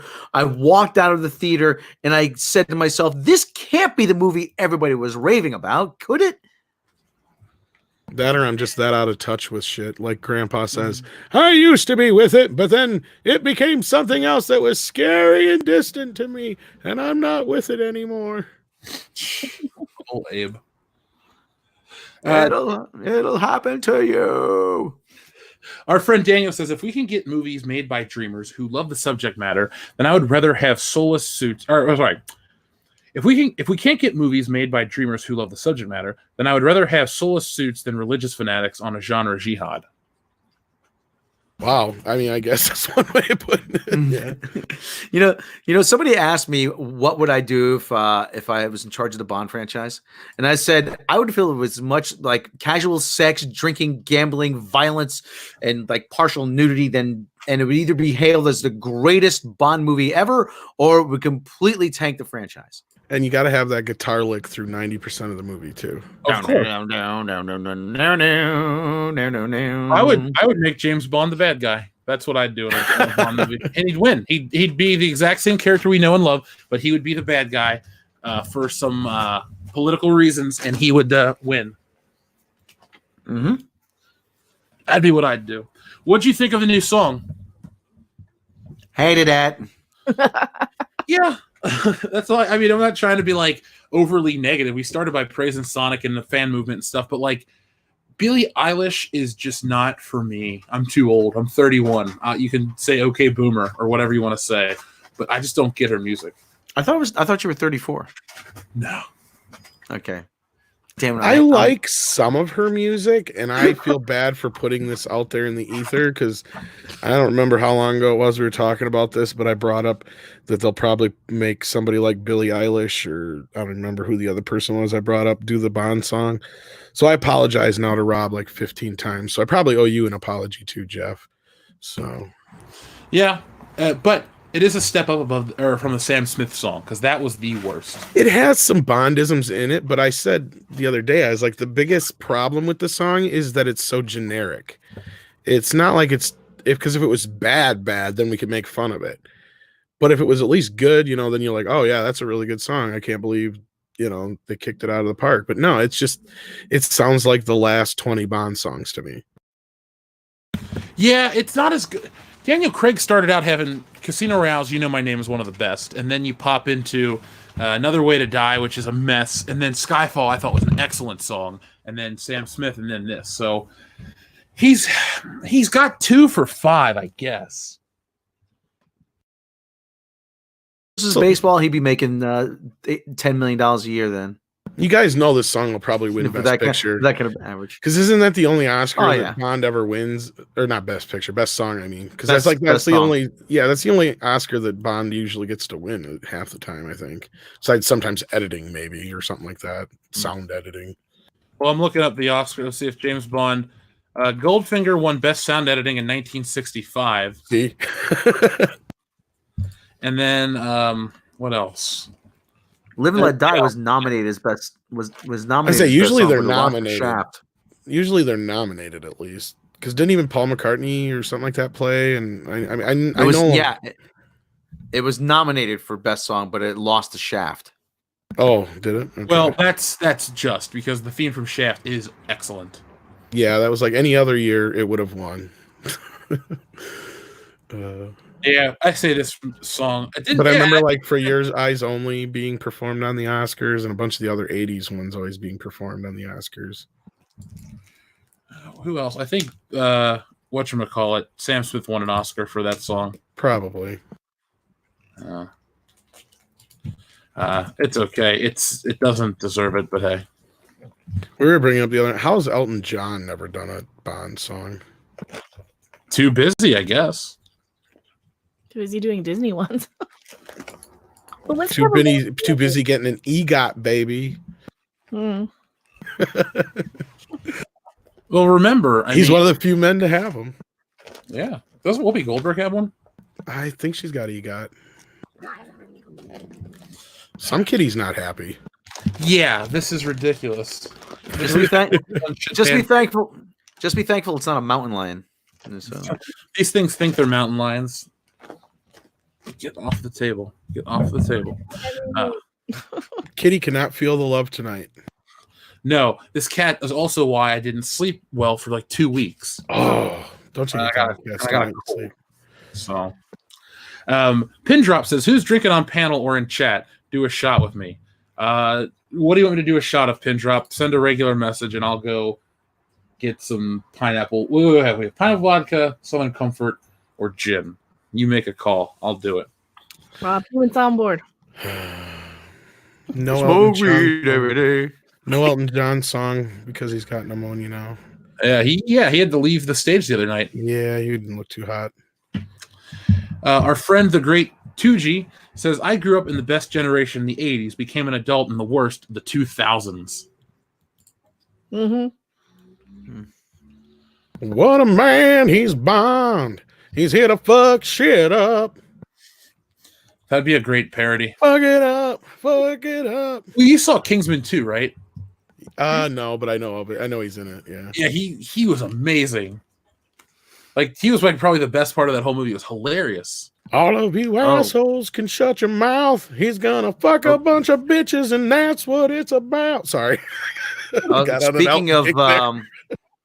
Speaking of James Bond, Rami Malek is gonna be the bad guy in the movie. I just saw this. Marvel Studios reportedly eyeing Rami Malek for Fantastic Four Silver Surfer. Interesting. That's not a bad take necessarily. No, that's not. No, it's not horrible. I didn't want him as Freddie Mercury, and then I saw the fucking movie, and I'm like, I'll be damned if he didn't convince me. So, I just hope they do the, is he going to shave his head and commit? Are we going to get the Norin Rad story, or are we just going to get him as the Herald of Galactus coming to Earth type of thing? Well, he's thin enough that if you just put him in like green pajamas and made him shine, yeah, I mean, you really don't have to do much to him. No, I mean, Doug did a fine job. I wrote like 5 pages of a Silver Surfer script. Really? Yeah. And that's why you don't have any friends, Rob. Yeah. But it starts pretty much like the animated series where you have the Watcher, and you see him. And when you finally see the Silver Surfer, he's standing over Alicia Masters, and he's just paralyzed. And the camera goes into his eye, and you start to see, and it goes back to when he's on Zenla. It starts, sort of like that. Remember the scene with, all those scenes in the scene of Spider-Man, Daredevil, where when he gets bit and you see it just rewriting his DNA from inside, like in the computer graphics. Yeah, kind of like that. And that's how you see his memories, and you're reliving his memories as they come flooding back to. That's sort of the idea, up until the point where he's on Earth and Galactus is trying to destroy Earth to drain its energy. As long as he's not a fart cloud, I'm on board. No. I have Galactus being Galactus. Galactus, you've turned me into a weapon of destruction. I serve you no more. That's the big moment, Well, speaking of Marvel, have you guys heard about the She-Hulk writer going after South Park? Yes. Yeah. I got a good rant on that little princess. Yeah, like, how dumb is that? South Park has done more for the sanity of pop culture than it has to damage it. Mm-hmm. No, she's just a little girl who doesn't know stuff about things and thinks she does, and she thinks she's cute and adorable. Well, I just think that's the problem with a lot of Marvel creatives right now. I mean, there's the rumor of a bisexual Spider-Man, which it came from We Got This Covered, so I don't believe it, and I'm not going to go make a video on anything until it's either confirmed or a reputable source is talking about it. It's bullshit right now. But I just don't get what Marvel's trying to do with this. Like, are they trying to like push for societal change and they think their brand power is that strong? Because I don't think that'll work. What do you guys think? You mean in the comics or the movies? Comics, and then they'll slowly move that over to the movies eventually. They want this switched on kind of hipster audience that wears flannel and has beards but lives 100 miles from the nearest tree, that doesn't have the upper body strength to even lift an axe, let alone know how to use it, but it wants to go axe throwing, that buys stuff exclusively on Amazon, sorry Tom, and shops at Whole Shut your Foods mouth. and waits overnight for an iPhone and pretends to be so socially conscious. I'm so like against big corporations, and like everything you own is made by a big corporation. They think that sound this anything like that. Yeah, you do. But that's the odd. They're trying to choose their audience, and they think that this person, this what Dana Schwartz, whatever the hell her name is, You know what she is? and She's one of real- these chicks that got into this job because of who she is and what she's got between her legs. And these are the people that are in there now, and they're getting these jobs mainly because of their tokenism. They're woke. And- They're identity politics. They're, I'm offended by this, and we need diversity and representation. That and You I know, always here's say, the thing is, and Rob can finish this off because he knows what I'm talking about. They're the ones that'll sit there and say, well, it doesn't matter if it sells 1 million magazines or not. It's the message that's important. It's like, yeah, you can say that if you're selling 900,999 magazines, but if you're only selling 10, then yes, the message is important. That means nobody gives a fuck about your message. I love it. I mean, look at this whole Marvel Eternals thing that's going on, where they're first gay kiss in the MCU. We've had gay kisses on screen for decades. It's gonna be a much to do about nothing, and you know it, Mecca, because it's Disney. Before these people were even born, and they're going off on it like they're new. No, I mean in the movie fresh. itself, but no, Yeah. these are the people. They have no sense of reality. That's where you see them out there. Their idea of protesting, global warming is to strip down naked and just sing non sequitur bullshit into the sky, and that's going to change something. That, and the people that are, the money people, sooner or later they're going to say, "Where's my return?" Your fucking message is not getting me a return on this. So sooner or later, either Marvel's going to die or get shut down, or the right people who know how to make money are going to come in and say, all right, it's time for dad to make some decisions here. Because that's the same thing that's going to happen in Hollywood, and you're going to see it. You're seeing it already, in a lot of ways. That's where we were kind of started the whole conversation to begin with Sonic. But yeah, listen, I lean left, okay, but at the same time, I'm sick of this shit.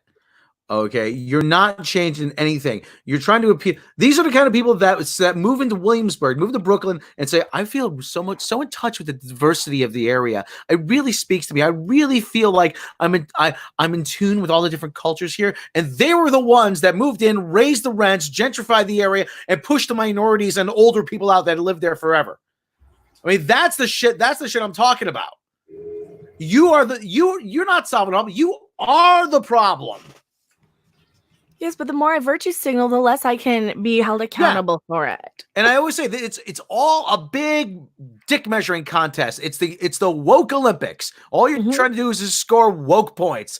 Well, I have a Filipino lesbian midget in my movie. Well, I have Peter Dinklage in blackface in my movie. They're trying to out woke each other. And the Eternals, I like the Eternals. It is. I like the Eternals, but it's going to turn into Captain Planet and the fucking Planeteers. It is. They've already. I used your Pokemon soundboard that you made me last year, and I used the double shiny race and gender swap in my video.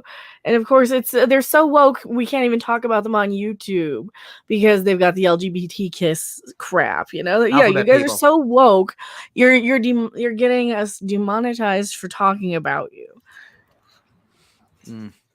Well, Yeah, they already got one of like race and gender swap on there. Tom, you do a better Chappelle than I do. Remember what Chappelle said about the alphabet people? Yeah. Which part? It's your fault. It's your fault. It's all your fault. If you don't like it, it's your fault for pushing on my face. I just am looking forward to watching all of these IPs fall You know, it's Well, at least not fall, but at least find out, that they've got to change to continue. Yeah, I know what you're saying. well, especially with comic books themselves, they're going to kill off the American comic book if they keep doing dumb shit like this. Yeah, that's what I was trying to say. Is it's either going to be one way or the other. Either somebody's going to have to come in and save it, or it's going to just completely go bankrupt. There's going to be no reason for it anymore. It's going to, I'm not really in the middle of all this Comicsgate stuff, but I've seen some of it from the outside. And what I'm seeing is guys like Ethan Van Sciver are selling more books than most of the bigger titles. So that kind of trend, if that continues to happen, sooner or later, they're going to have to say to themselves, we're doing something wrong. Politics be damned, or whatever it is, Well, it's funny. Speaking of politics, Wonder Woman, for the first time ever, has led the sales charts in January of 2020. So she's the #1 book, followed by Thor, and then Star Wars. How many is she selling, though? That's the question. 167,003. Oh, that ain't shit. Yeah. But to be fair, it's Wonder Woman 750. So it's a big landmark issue. Okay. What's so special about it that everybody's pushing for it? Oh, well, it's a $10 issue. It's just these anniversary books. Like, okay, of the big titles, the top 10 books: Wonder Woman, Thor, Star Wars, X-Men, Guardians, Batman, and then Spider-Man and Spider-Man. So, I mean, and those books, Spider-Man is only selling 57,000 copies. Wow. That's sad. Yeah. Only 2 titles in the month of January sold over 100,000 books, and that's Wonder Woman and Thor. Is this counting like digital too, or? This is just on Comic-Con, so this is the monthly comic sales. I don't know how many this counts for digital. Well, because that's what I'm curious is how they're doing in digital wise, but yeah, I mean, we're talking. What are any of these woke characters that Marvel likes to push? Because they're not. Number 23 is Joker and Harley Quinn. I wouldn't even call them like woke characters. Just people don't like the new movie version. But like, America Chavez, dude, it will not be. She's not in the top 45. Yeah, she's not in the top 50. She's not in the top 60. What about all the claims that Kamala Khan always sells well? I mean, Kamala Khan sells a lot of digital copies. I mean, I don't even think they released the digital sale. So where are people getting these figures from? That's what I wanted to know, is this if they included, because I mean, I gotta imagine at least half of their sales come from digital now, because I don't know where to go to buy a comic outside of Walmart. And even there, you're limited in selection depending on where you go. Well, folks, if you're in the greater Cincinnati area, you need to go to Rocket Rooster Comics and Games. That's my there's hardly any comic book shops anymore. I'm lucky I have one near me, but there's just nothing I want to buy. Same. I could walk into a comic book store today. I would buy something out of obligation to help the business owner, but there's nothing new I want to read. America Chavez is nowhere in the top 130. And there's people that are swearing up and down, oh yeah, America Chavez is going to be in the MCU. I'm like, go right ahead. Well, the thing is, she is going to be okay. There's a big push for this new character right now because not new, but because have you seen the Avengers game that's coming out for PlayStation? Yeah, and Xbox. Mm-hmm. She's like the main character. We're finding out that she's one of the most important, in quotations, part of the game. Oh god, yeah.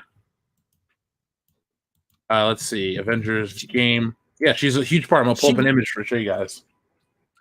They had her literally jump in front of Captain America to punch Hitler. Stolen glory. Yeah, so this Miss Marvel, which I don't care about. I don't think many people in the press 1 if you care about her, 2 if you don't care about her. 3 if you say, who the fuck is Miss Marvel? Yeah, this version, Kamala Khan. You're just like, is that a real character? Yeah, I only care that I did a video about her creator who was making a bunch of comments about white people, and she deleted like 20,000 tweets. Look at all fucking 2s. Yeah, we're getting 3s. Jesus, 3s. Yeah, I said a couple. Yeah, a couple 3s. Yeah, made for you. So look at back to those comic sales real quick. Captain Marvel tops out at number 49. Ouch. Yeah, and then Miss Marvel, number 147. Guess what? If you ain't in the top 40, it ain't a hit, folks. That's the way it goes in music. And bad kitty, bad Mr. Kitty, bad Mr. Kitty. Yeah, he's just heard the door. He's trying to get out of the front door for some reason. He knows that we're talking about these terrible characters. He said Caps was bad. Oh, so wait, you go from look at Miss Marvel. Her first title appears at number 147, then 368, then 421, then 428, then 431. Look at number 8 sold 1,640 copies. The other issue sold 1,658, 1,713, and the other one sold, oh my God, I mean, these aren't even big numbers, 2,591 copies. How is this shit not canceled?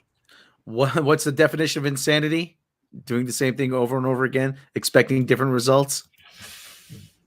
That's pretty much what Marvel's doing right now. They're ruining their IPs.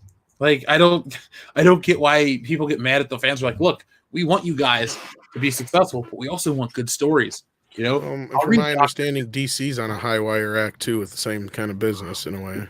One of the first things we did with I did with Tom actually at Midnight's Edge After Dark was we talked about that retailer breakfast back in 2017 or something like that. Yes. Yeah, where we said that the guy gets up, he says, "How do you? You're giving us books we can't sell." You know, we got kids walking into our store looking for the characters in the movie, and they're walking out empty-handed. Oh, we're dedicated to telling stories that happen outside your window.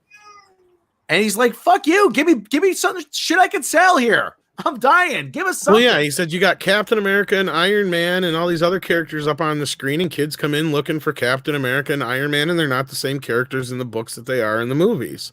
And then they walk away. Yeah. And then all like the websites, Marvel retailers are anti-diversity. That's all you saw. So they had to spin their little fucking narrative. Pardon my language. No, don't worry about it. I remember that video to a T. I remember watching that because the first guy to cover all this shit in this sphere was diversity in comics. Like, he was doing his comic stuff long before anybody else. Like, we started our show back in 2015 with the Star Wars stuff, but he was out there doing a ton of stuff with comics, and he was bringing this to their attention. And Marvel still hasn't changed their tune 5 years later. I don't get what the point is. The point is to pass the blame because they're a bunch of little princesses who can't admit that they suck. Basically, that's all it is. They can't admit that they're not good enough. Why does Sana Amanat still have a job at Marvel? She even admits diversity. Yeah, she even admits that I have no business working in comics. Imagine if I went to Ford and someone said to me, "So, what kind of gas mileage is like?" I don't know. What the fuck? You don't hire someone who knows nothing about comics to be head of Marvel. Well, look, none of these people like comics. Remember, even Joe Quesada, who did a lot of damage to the Marvel brand and some of the unity between DC and Marvel that they were trying to have at one point in time. At least he was a fan as a kid, went on to be a really prolific artist, had, iconic runs on Marvel Knights and Spider-Man. And then, as editor-in-chief under his watch, a lot of decent stuff happened. A lot of bad stuff happened too, but nothing to the level of Axel Alonso. His Marvel run, he got fired, replaced by C.B. Cebulski. We were promised shit was going to get better. It never got better. Comic books are the great American art form. They say it's jazz and comic books. Superman's iconic worldwide. Spider-Man, Batman, Wonder Woman, these big, larger-than-life characters that transcend time. I mean, Superman's from 1938? So we're talking all these years ago that this character comes out and still resonates. People will still... McFarlane Toys released a whole new line of DC figures. What's the first one they had? Superman and Batman. I'm saying these characters will stand the test of time, but these newer ones won't, because they're never... It's almost unfair to new IPs because these aren't characters that are created to tell a good story or to even fill a role needed within the Marvel universe. It's to play to the ego of these creators. Hopefully they make some money in their eyes, and to this audience that doesn't exist. They're created for these bloggers. They're created for these people that are going to write about Marvel comics and say, "Oh, it's so great. It's so, diverse that they're doing this and great, and they're moving the needle and this and that." It's like, you're not. You're just creating a bunch of useless characters that don't sell at retail, that don't sell on the shelves, that don't move video games. There's just nothing they're doing to help Marvel. No, these are a bunch of like college kids who aren't really smart enough to do anything else, so they have to go to college. And they get out of the universities only knowing, well, diversity is good and white man bad, because they only hear about a third of what they're taught. Okay, yes, some white men did some bad things a while ago. Sure. People have gotten a lot better since then. Are we perfect? Hell no. Of course not. But they don't hear that. They just hear white man bad, and then they just kind of resonate that because half the time they're on their phone texting. These people don't understand. It's like the girl where to bring it back to what's her name, Dana Schwartz or whatever her name was, who thinks that South Park is out there teaching a bunch of people to be apathetic politically. It's like, dude, no, it's to make fun of the bullshit, because sometimes you want to just call it what it is. And yeah, like sometimes the elections are a choice between a douche and a turd sandwich, but at the end of the day, the message, if she had actually watched the fucking episode, is, maybe don't do nothing. I don't know. But it's still there to poke fun of it. It's to entertain us. Movies and TV shows are supposed to entertain us, and comic books, and they aren't doing that, and they don't understand that. They don't understand customer service. They're all this kind of entitled generation too. They're I hate them. Well, when I was like 12 or 13, it was like the early 80s. Oh God, I'm old. But anyway, Jim Shooter was editor-in-chief of Marvel Comics. Yes. And say what you want, and the artists hate him because he said you're going to be on a deadline. We're holding you to it. And the creative, but he got shit done. And Marvel had some of their best years under Jim Shooter. And Bleeding Cool had an interview with him, and he said that Marvel's forgotten what business they're in. And I got a little bit up here in front of me. In the action-packed interview, Shooter also lived up to his namesake by taking shots at Secret Empire and Marvel's penchant to offend fans to create controversy to drive sales. When asked about the story, Shooter responded, "Captain America is a Nazi? Are you kidding me? Jack Kirby is rolling in his grave. Joe Simon is going to rise up out of his grave and kill those people. That was so wrong, because that was not anything like the original intent of the creators." And he's right. I mean, they've completely forgotten what business they're in.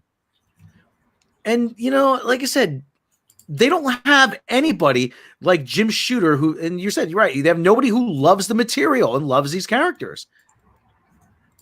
Dude, Jim Shooter was their best. I mean, I guess you'd say Stan Lee, but like, look, 80s Marvel is my personal favorite decade. Mm-hmm. You had Secret Wars, you had really great Roger Stern Spider-Man, you had the best X-Men stories coming out in the 1980s, Punisher stories, you had all kinds of great stuff under Jim Shooter. And, a little later after he left too, you had some great Marvel stuff.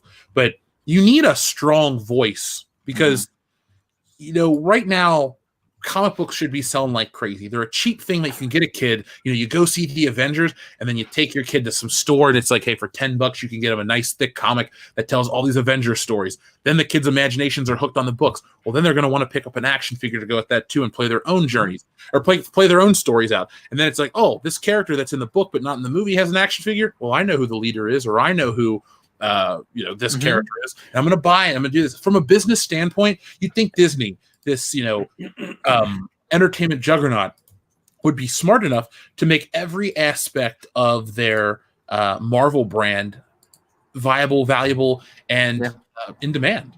No, they think people read comics are idiots. Then they see, and Gary Beekler. They really think badly of the fans. And you see all these characters in here, you get them hooked on the comics. Oh, Namor. Oh, they read right. Oh, this guy Namor, the Submariner. Oh, when's he going to be in a movie? Oh, I can't wait to see him. And they say, oh, Wonder Man over here. Oh, I wonder when he's going to be in the movie. Oh, they got, and they see, whatever, this Beast. Oh, when's Beast getting the X-Men going to turn up? Loki. Oh, we saw Loki, but Fire Lord. When's Fire Lord going to be in a movie? That's how you keep them on the treadmill like that. But no, they don't think ahead like this. They want the quick buck. They want the quick buck, and oh God, I'm gonna have a stroke.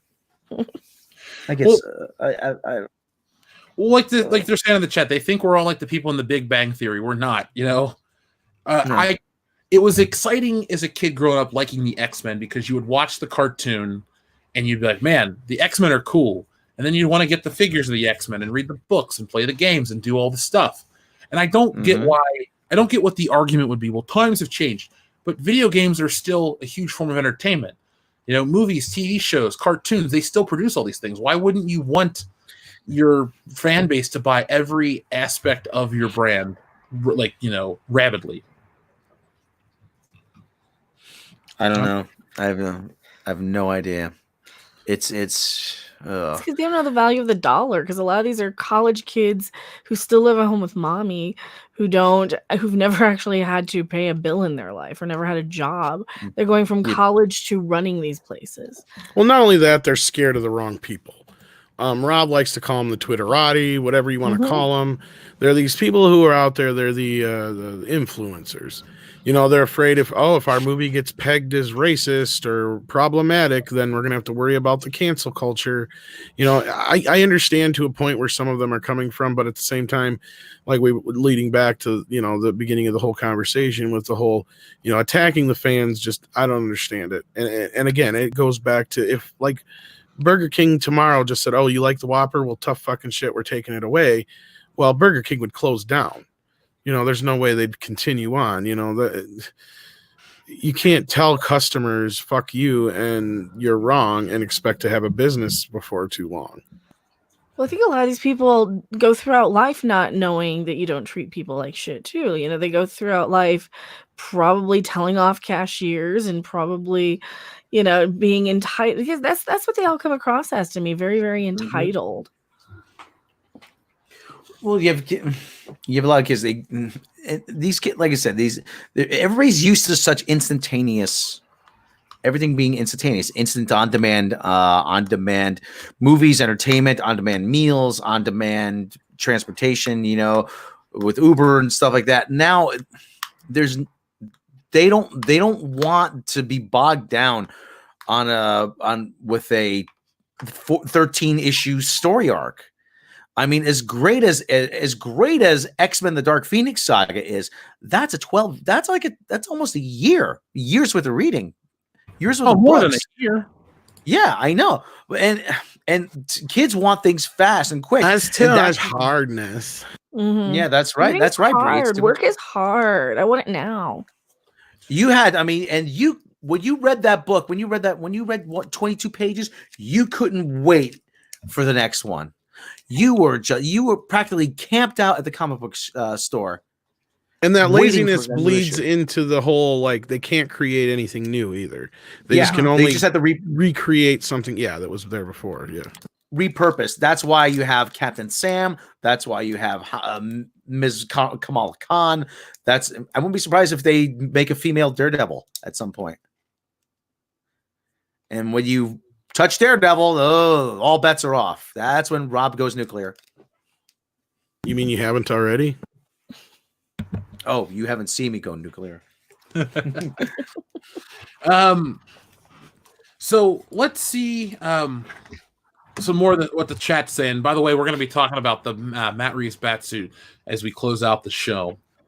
Philomax, thank you very much, says, I watched the Sonic on opening night and I loved it. But when the scene that showed Tails turning up on the Earth, entire cinema cheered on his arrival. Okay, well, I didn't know that was spoilers much. No. Reading the super chat, man. But I guess that excites me more. So hopefully people go out and see it. Jack Scarata says, "Are fans too entitled, or are they tired of having their loyalty exploited for money?"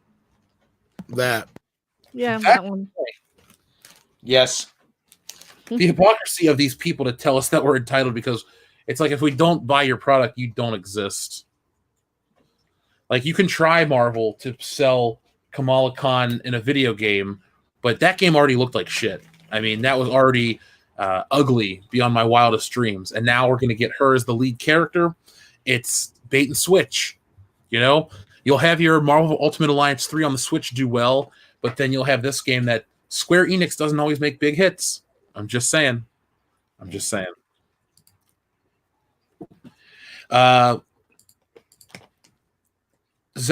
Zachary Deal says, keep it up. Thank you very much for your dancing pair. Appreciate that.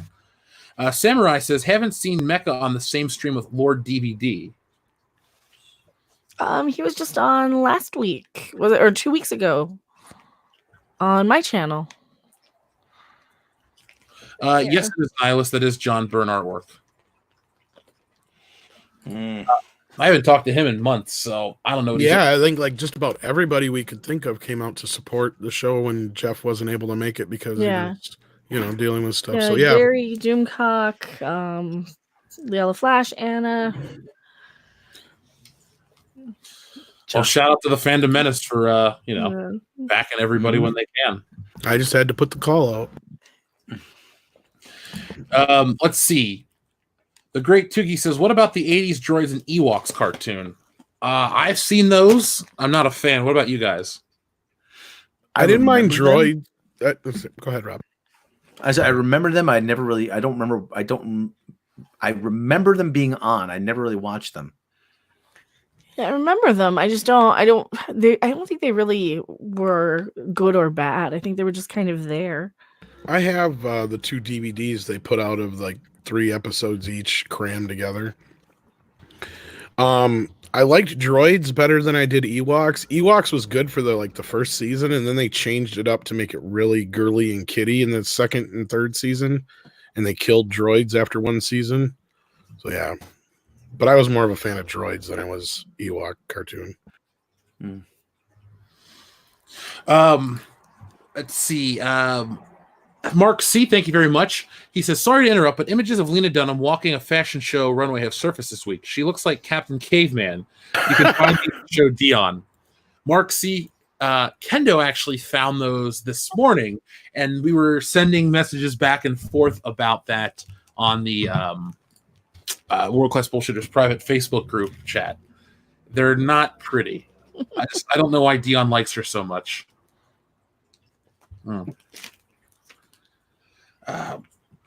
Let me see if there's one that I can actually show on here. I don't want to get a YouTube.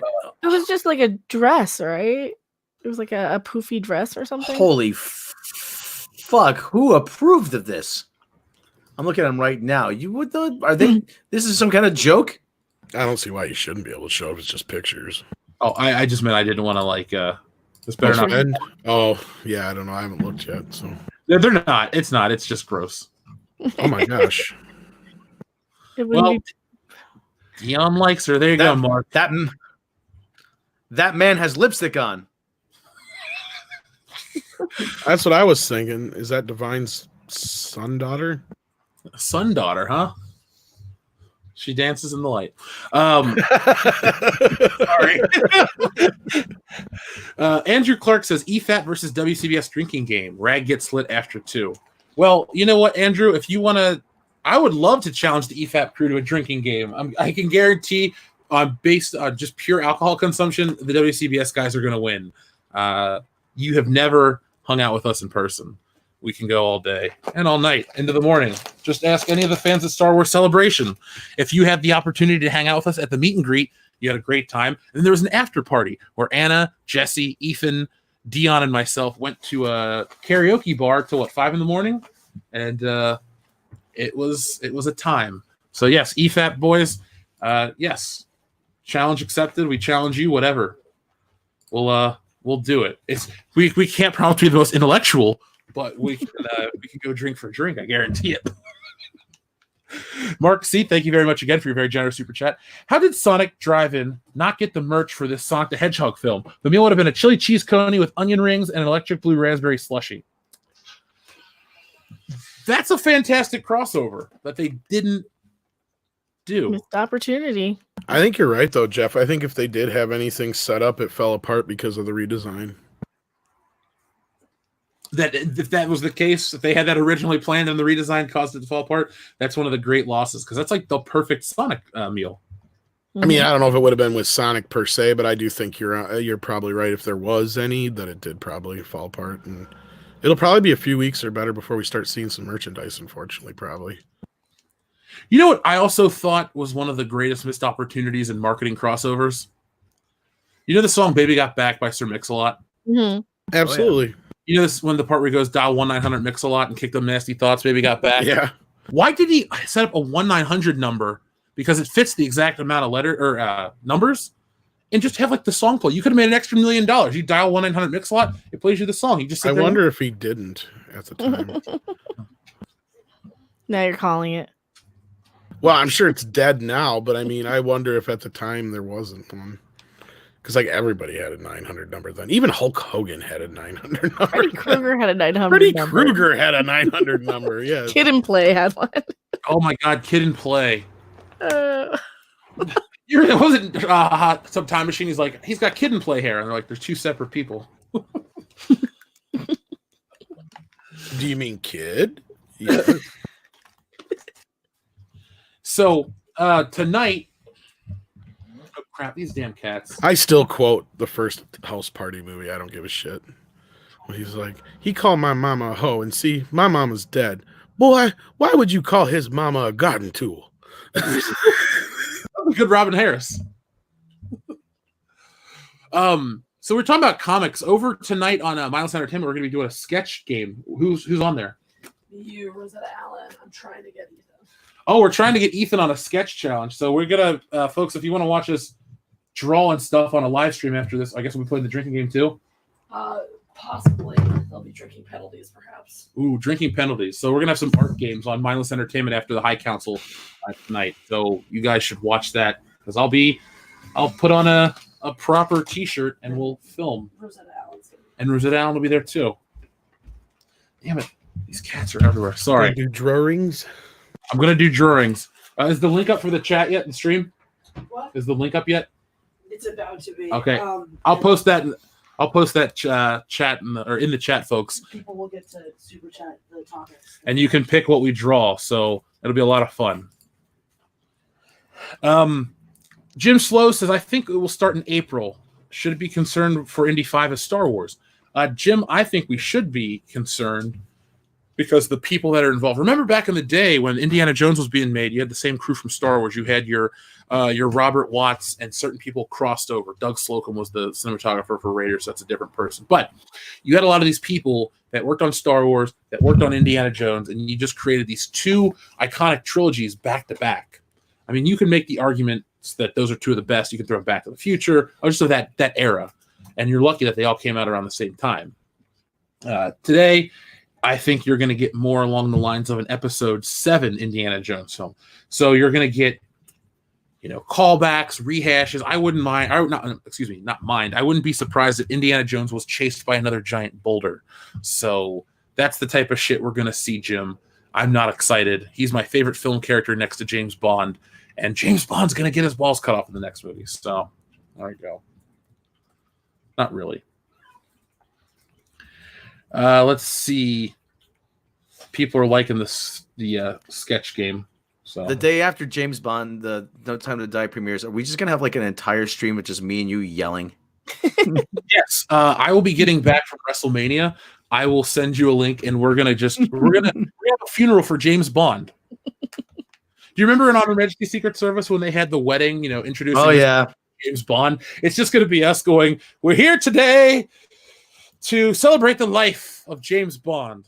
1962 to 2020. We're talking film. We're not, I know he debuted in the books in like 52, I believe. It's all right. Either way. It's all we're right. Gonna have it. It's all right. She's just having a rest. That's such a sad part. Or George Lazenby. Yeah. He was not the worst Bond. I'm so tired of people saying he's the worst. You're gonna see me like full like Lewis Black mode.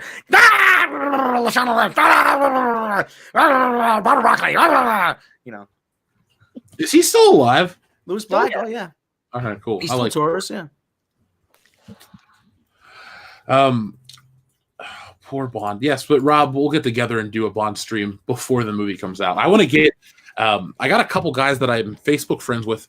One that wrote a book on the GoldenEye phenomenon, and another guy who is working on the music for a GoldenEye remake for PC. Oh, wow. I'd like to do a nice little GoldenEye stream, and I proposed it on Good Morning Pop Culture, and a lot of people were excited by the idea. So, Bat Goat, thank you very much for your super chat. He says, "Hey Jeff, hey High Council, you guys rule. Have some soy love." Well, we'll take any kind of love we can get. We appreciate it, and thank you for the compliments.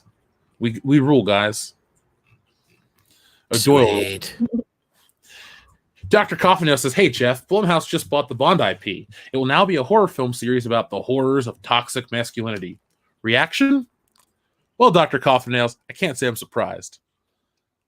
That was inevitable. That's how Bond had to evolve into that type of franchise. Terrible masculinity, toxic masculinity. It's the worst.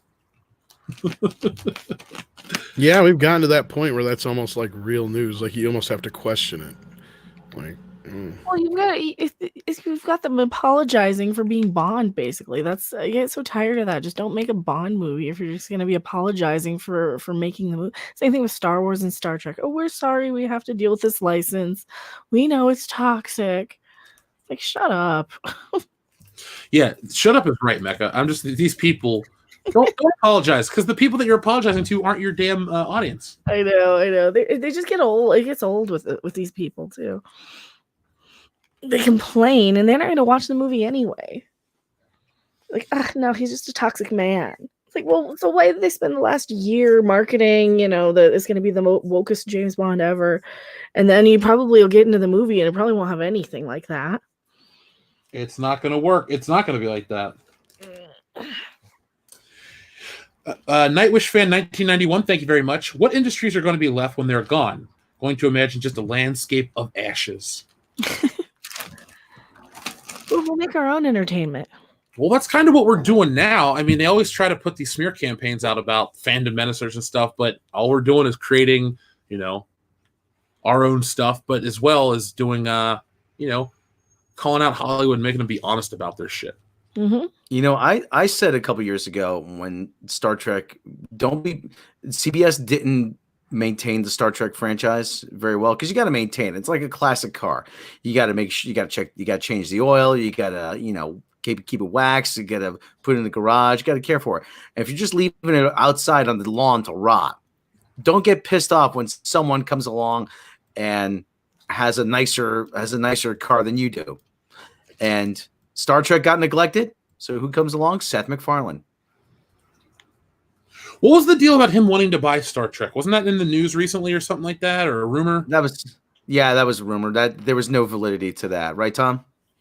yeah, we've heard from a few sources, including some extremely reliable, let's just say close sources, to like MacFarlane himself saying that no, that was just a bunch of nonsense. And I think we all kind of figured a lot of that stuff was nonsense. And then it came out later. Some of the trolls took credit for planting those rumors. So, Well, nobody runs anything like that anyway as like news, because nobody's news channels, right. The only one who really did kind of run some of those things, I think, was Doomcock, and he even said they were. Oh no, but he flat out rumored. says there's no rumors. Yeah, and he said they're straight from 4chan, so it's not like he wasn't even saying they were like some anonymous source or anything like that. So, Mortem76 says, I wonder if they realize that they're going to hurt the left more than saving it with their nonsense. I guess it does turn off a lot of people to any cause that could be noble or anything like that, because it's just like, oh, it's this type of thing. It's this type of thing. Like, especially in movies. The thing is with entertainment, and they want to talk about like progressive entertainment, the stuff that a lot of this stuff is trying to call for or change has happened decades ago. Society is much better off than it used to be. But this entertainment, this very bad entertainment, likes to act like it's 1954 again, and you can't be seen with a person of color out in public or whatever. Yeah, it's like the 90s and the aughts never happened. Yeah, or even the part of the 80s, there was a lot of when the PC kind of kicked in. Yeah, but like Ebony and Ivory, that song, not even a song I like, but is that this is the kind of shit they're fighting for. It's like that. This happened before you were ever born. I'm sorry, you don't get to rewrite history and be the one to make these great changes for society because they already happened. It's like, just be glad you live in the world where you don't have to worry about these problems. Mm-hmm. It's not a problem to have a movie where the black lead has a white girlfriend. Beverly Hills Cop. We all love that movie. Axel and Jenny could not date because of the interracial implications. So Sonic has it. Yep. Yeah. And it just is. It's not a big deal. But I think Mortem makes a great point, though, about like it does hurt any positive changes you could promote in society, because not only is the message dated, but the delivery system is so poorly done that it's dangerous to the cause. So I always say that you have to listen, you have to wrest control of the narrative from the Twitterati. The Twitter is not the real world, as someone said. And at the same time, you got to remember that, let's just say, for example, Bernie Sanders is not out there saying we have to silence people on YouTube who criticize the freaking Captain Marvel movie. You know, I mean, that's you know, you kind of have to remember, you kind of have to separate those people from that. I'm like, yeah, okay, you know what? Just tell Brie Larson, shut the fuck up. I don't want you, you know, stay out of my politics. That's the thing. Go over there with your dildo and go fuck yourself, Brie Larson. Yeah, I don't care what you think. Just leave the politics to the adults. That's what I always say. What she's doing has no bearing on what I feel about certain issues. I've tried to separate the two. Well, they're not out there preaching politics. They're out there trying to make themselves look like less entitled little rich white girls. Yeah. Somebody said something mean to them once, and they don't really have any personalities of their own, and they go follow this little playbook of reciting back, you know, oh, you're racist, you're a sexist, you're an old white dude, all this crap. And they don't even understand it. They say it as a meme. You know, they don't even it's all self-aggrandizing BS, you know. It's all, look at me, I'm getting my name in the on the front page. I'm trending on Twitter because I'm, you know, I said this, you know, I hashtag this. Yeah, I said as a woman, I'm constantly under attack. Really? You're constantly under attack? You're constantly under attack as a woman. God forbid you actually had to live in the Victorian age where you couldn't show your ankle. Exactly. Well, everyone wants to be, you know, the victim today. Mm-hmm. And they don't want to take responsibility. They never want to look at themselves and say, hey, what did I do that was wrong? What thing did I do personally? And this goes with the movie industry. This goes with everybody pushing blame on us. Nobody wants to take responsibility or grow up. It's all somebody else's fault. It's all, I'm the victim. Kathleen Kennedy, I'm the victim because I'm a woman. Like, shut up. You're a diversity hire. What's it called? Slacktivism, where it's the idea that you're having some sort of change, but you're not really doing anything just by creating a hashtag. And go volunteer in a soup kitchen. Those used to be called just slackers. Yeah. Go knock on doors. Go, you know, raise some money for a cause.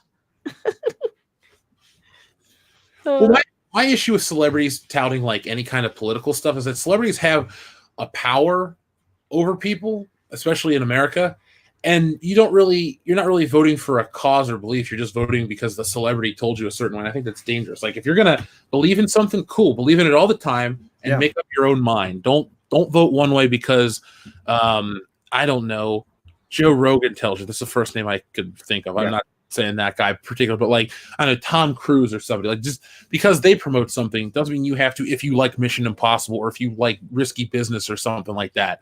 And that's why when like people go like, why don't you like when celebrities talk about their views? It's like, because they act. They're fake. All they are is paid to play make-believe on screen and do it well and look a certain way. And that's awesome. If that's their role in society, they can pay the big bucks for that. Awesome. Give it to them, do their thing.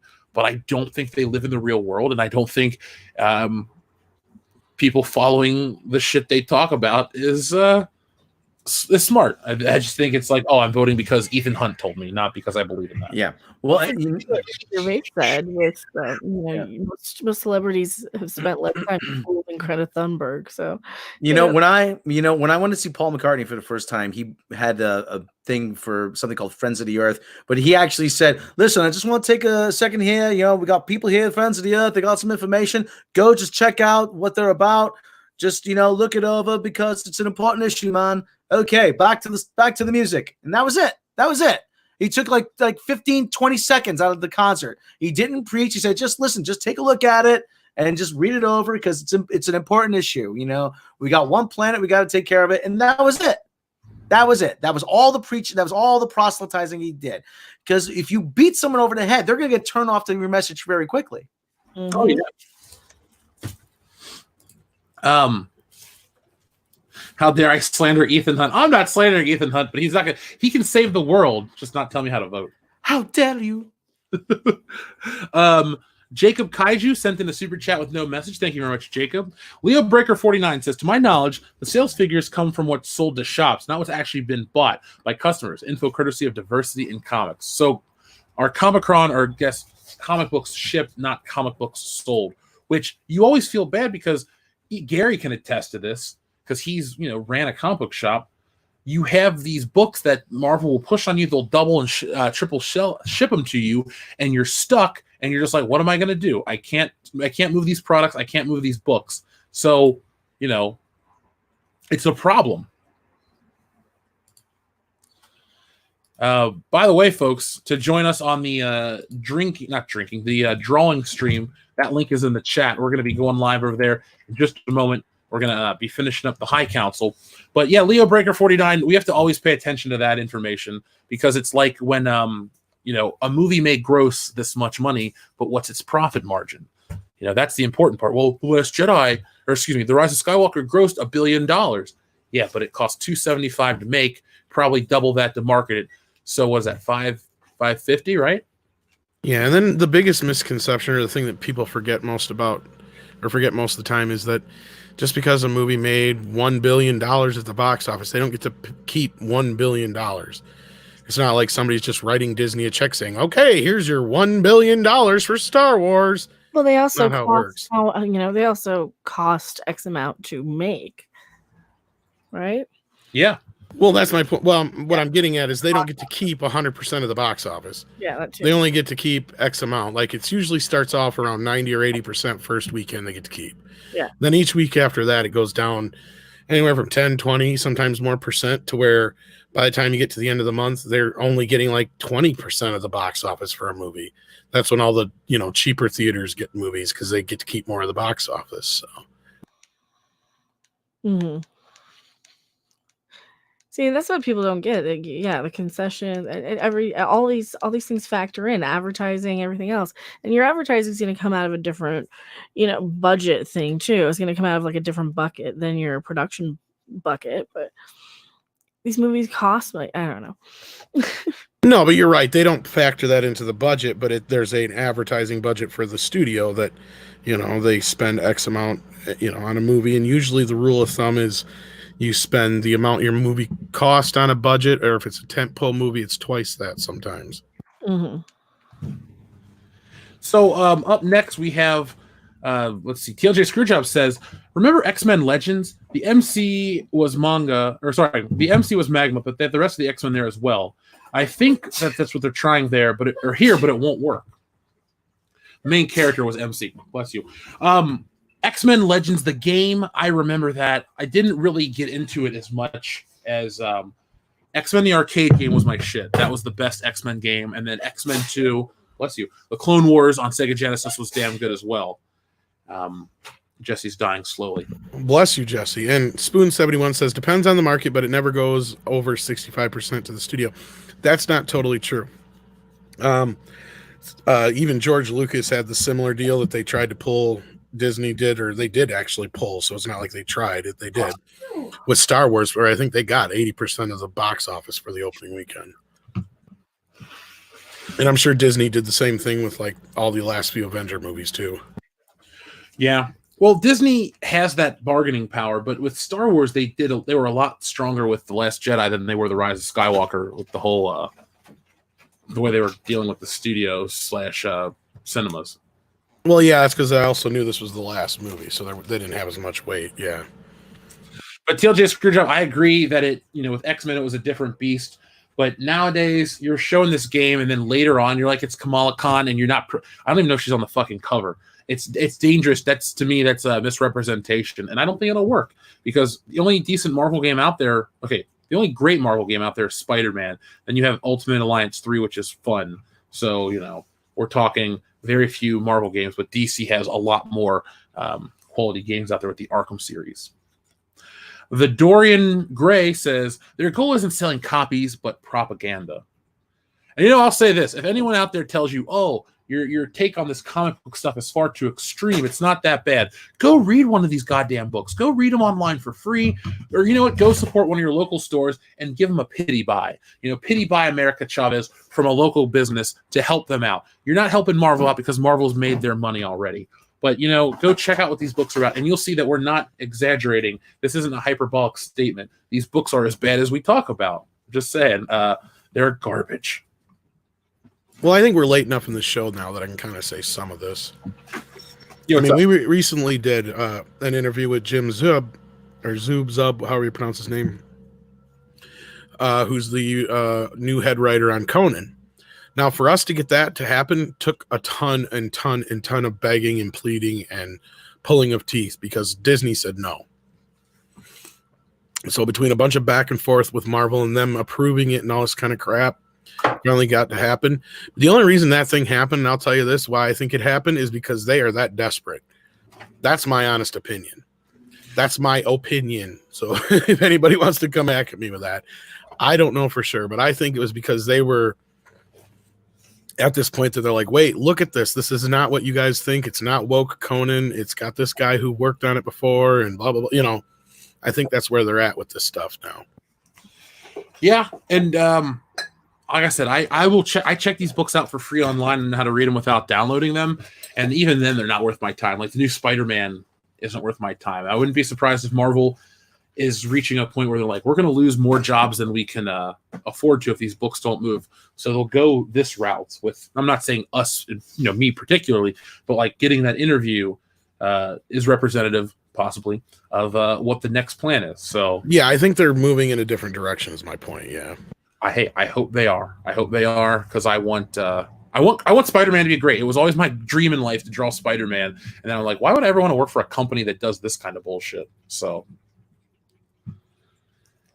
let's see. Wonder says 2 of my first comics were G.I. Joe and Bionicle. Bionicles. That means you're a lot younger than me because Lego Bionicles, what, early 2000s? But IDW G.I. Joe stuff. But I mean, G.I. Joe's been cool. I like the old Marvel stuff. I've gone back and read some of those. TLJ Screwjob also says, I love how they give Kamala the red sash and black shirt with the lightning bolt, but they can't put her in a leotard? What happened to sex sells? Well, this version is not going to work because she's, in like middle school or something. So that's why this version you wouldn't. But the Carol Danvers Miss Marvel, that did work. That costume was popular. And I don't want to see Brie Larson in it personally, but, you can cosplay that. Matt G says it will be a miracle if Indy 5 is good. It will be an all-time miracle, Matt. It will be. I won't be surprised if it's garbage, though. Rosetta Allen says Jessie is evil, and I can't wait to be with her. Well, Rosetta Allen, you only got to wait a moment because you'll be on the stream, folks. I've been sending out the link. We're going to be drawing. We're going to be having fun. We're going to be drinking and drawing. So you shouldn't drink and drive, but drinking and drawing is not a crime. But it will be after tonight's show because it's going to get fucking weird. We're both rocking on, 3 hours of sleep? And you don't know what our lives are like. I'm just saying. 3 hours of sleep. The alcohol work faster then. Oh, it will. It will. Trust me. Raiders of the Lost Flicks says, wow, I miss Canon films. Raiders of the Lost Flicks, you ever seen that documentary, Electric Boogaloo? I don't know if you've ever mentioned it on air. It's a fantastic documentary. Andrew Clark says, next Bond will be Michael Cera who gets in her way. If Michael Cera played James Bond after Daniel Craig, I guess it would be a step up because, okay, fine. It would suck either way. But here's the shit I don't like about Daniel Craig. This is from Grega. He says, Daniel Craig said he doesn't like the term Bond girl. What a pathetic tool. Pisses me off that he gets a 5th movie and Brosnan didn't. Well, you guys have heard about that news, right? On set, he was saying you can't say Bond girl. Oh, yeah. Yeah. Mm-hmm.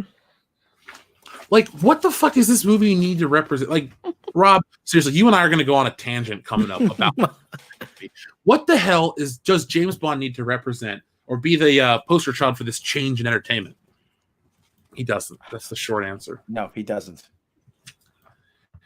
Let's see. We have Leo Breaker 49 with the final super chat of the evening says, "Whoa, Jeff, don't miss Marvel vs. Capcom. Don't diss Marvel vs. Capcom like that. How dare you?"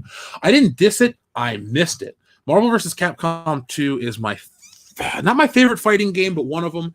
I have a team of Spider-Man, Wolverine, and Cable. And the only reason I like to play as Cable is because if you spam the high punch, he just shoots you with the pistol. So when you're going up against the higher level computer players and you need an easy win, you stay in the back corner, you wait for Cable to be your last guy, and you just fucking spam that shoot button, and it always works. And then Berserker Barrage is my favorite video game quote of all time.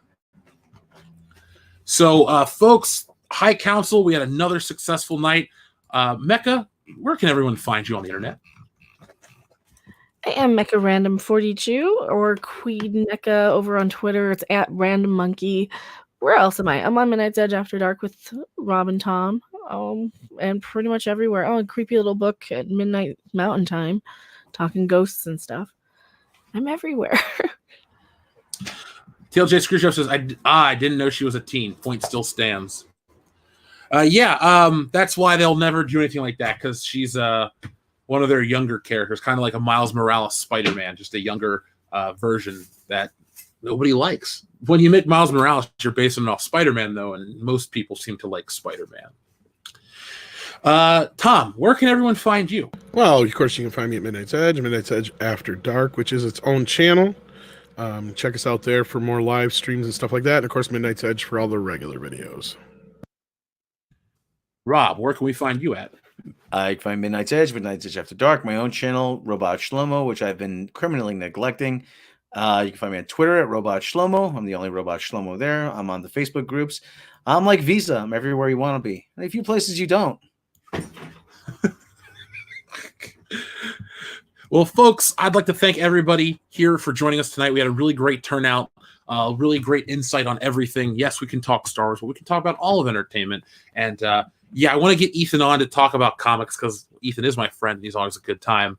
But he always has a unique insight because he's worked on the inside. And that's one of the benefits of the Fandom Menace in general. We all have some form of connection to an insider or inside sources. And it makes for a fun time.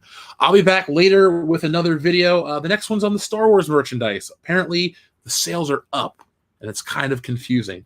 But I've been in contact with a couple people. We may have some reasons why Star Wars toy figures are up.